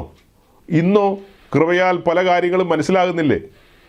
ഈ പറയുന്ന കാര്യങ്ങളൊക്കെ പെട്ടെന്ന് നിങ്ങൾക്ക് ഗ്രഹിക്കാൻ കഴിയുന്നുണ്ട്. അതിൻ്റെ കാരണം അകത്ത് പരിശുദ്ധാത്മാവിൻ്റെ പ്രവർത്തനം ഉണ്ടെന്നുള്ള ഒറ്റ കാരണത്താലാണ് ഇതൊക്കെ ഗ്രഹിക്കാൻ കഴിയുന്നത്. പരിശുദ്ധാത്മാവിൻ്റെ പ്രവർത്തനം നമ്മുടെ ജീവിതത്തിൽ സംഭവിക്കുന്നു എന്ന കാരണത്താലാണ്. അല്ലെങ്കിൽ ഞാനിതിങ്ങനെ പറഞ്ഞുകൊണ്ടിരിക്കുമ്പോൾ കുടം കമഴ്ത്തി വെച്ച് വെള്ളം ഒഴിക്കുന്നതിന് തുല്യമായിട്ട് ഒഴുകിപ്പോകാത്തതിൻ്റെ കാരണം പരിശുദ്ധാത്മാവിൻ്റെ പ്രവർത്തനമുണ്ട്. ആത്മാവ് തരംതിരിച്ചു തരുന്നു, കാര്യങ്ങളെ മനസ്സിലാക്കാനായിട്ട് പ്രാപ്തി നൽകുന്നു.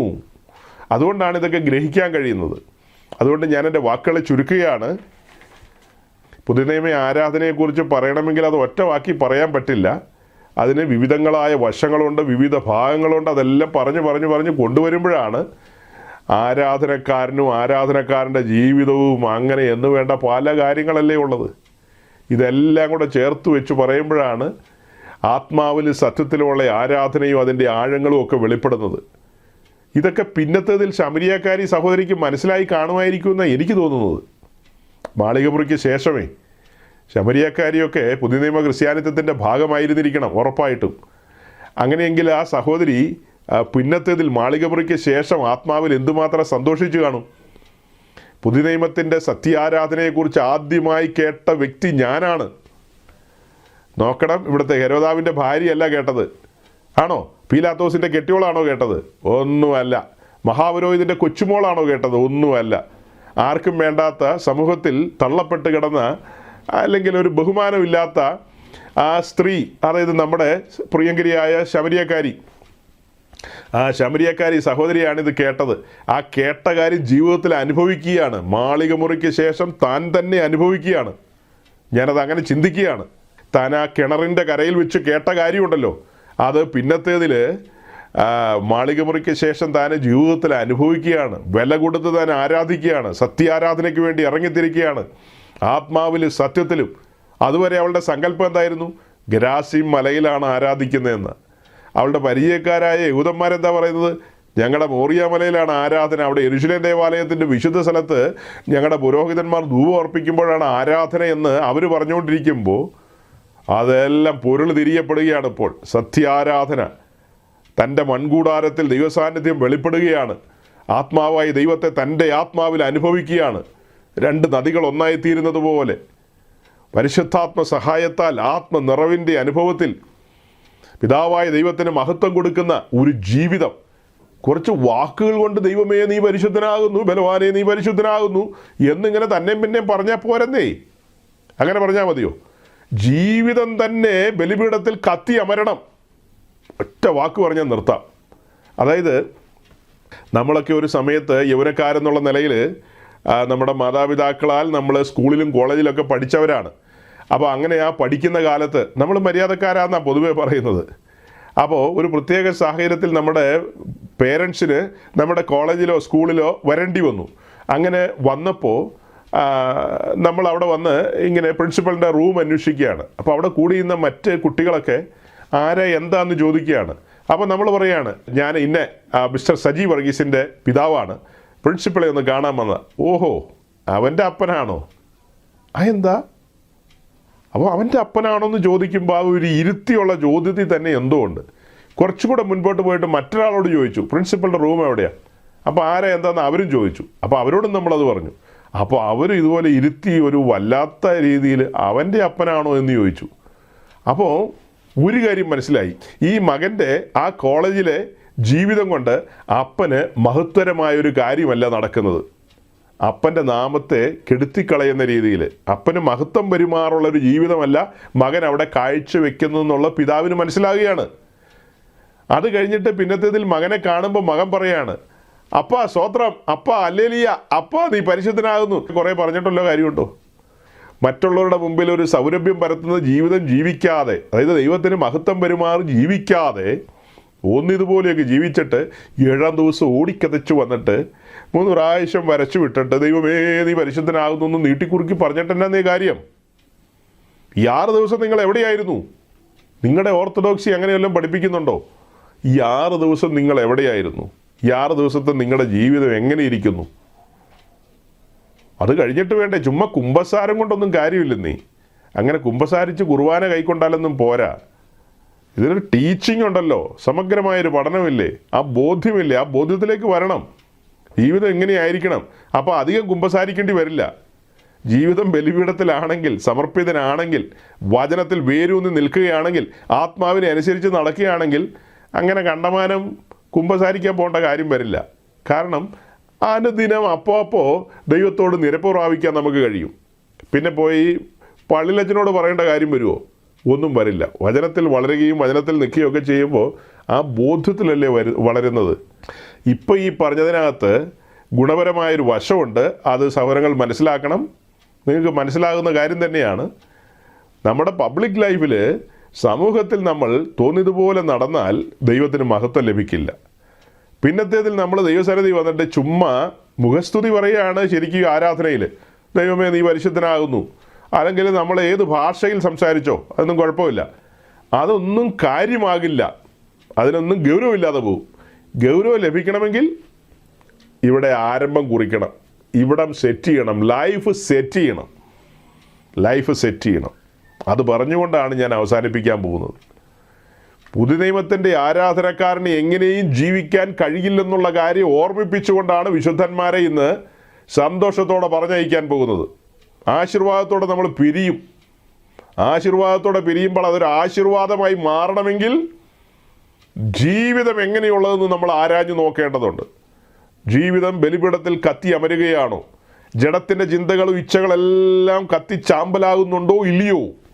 നമ്മൾ ആരാധനയ്ക്ക് വരുമ്പോൾ ഈ ടയറ് കത്തിച്ചു കഴിഞ്ഞാൽ എന്ത് മണമാണ് വരുന്നത്? അതുപോലെ ആയിരിക്കും ജഡേച്ഛകൾ കൊണ്ട് ദൈവസന്നിധിയിൽ ആരാധിക്കാൻ വന്നാൽ ടയർ കത്തുന്ന മണം എങ്ങനെയാണ്? ദുർഗന്ധമായിരിക്കും. അതുതന്നെയാണ് ജഡത്തിൻ്റെ ഇച്ഛകളും ഇമ്പങ്ങളിലും ജീവിക്കുന്നവൻ്റെ ആരാധനയിൽ തീയുടെ അനുഭവത്തിലേക്ക് വന്നു കഴിഞ്ഞാൽ ദുർഗന്ധം വരും.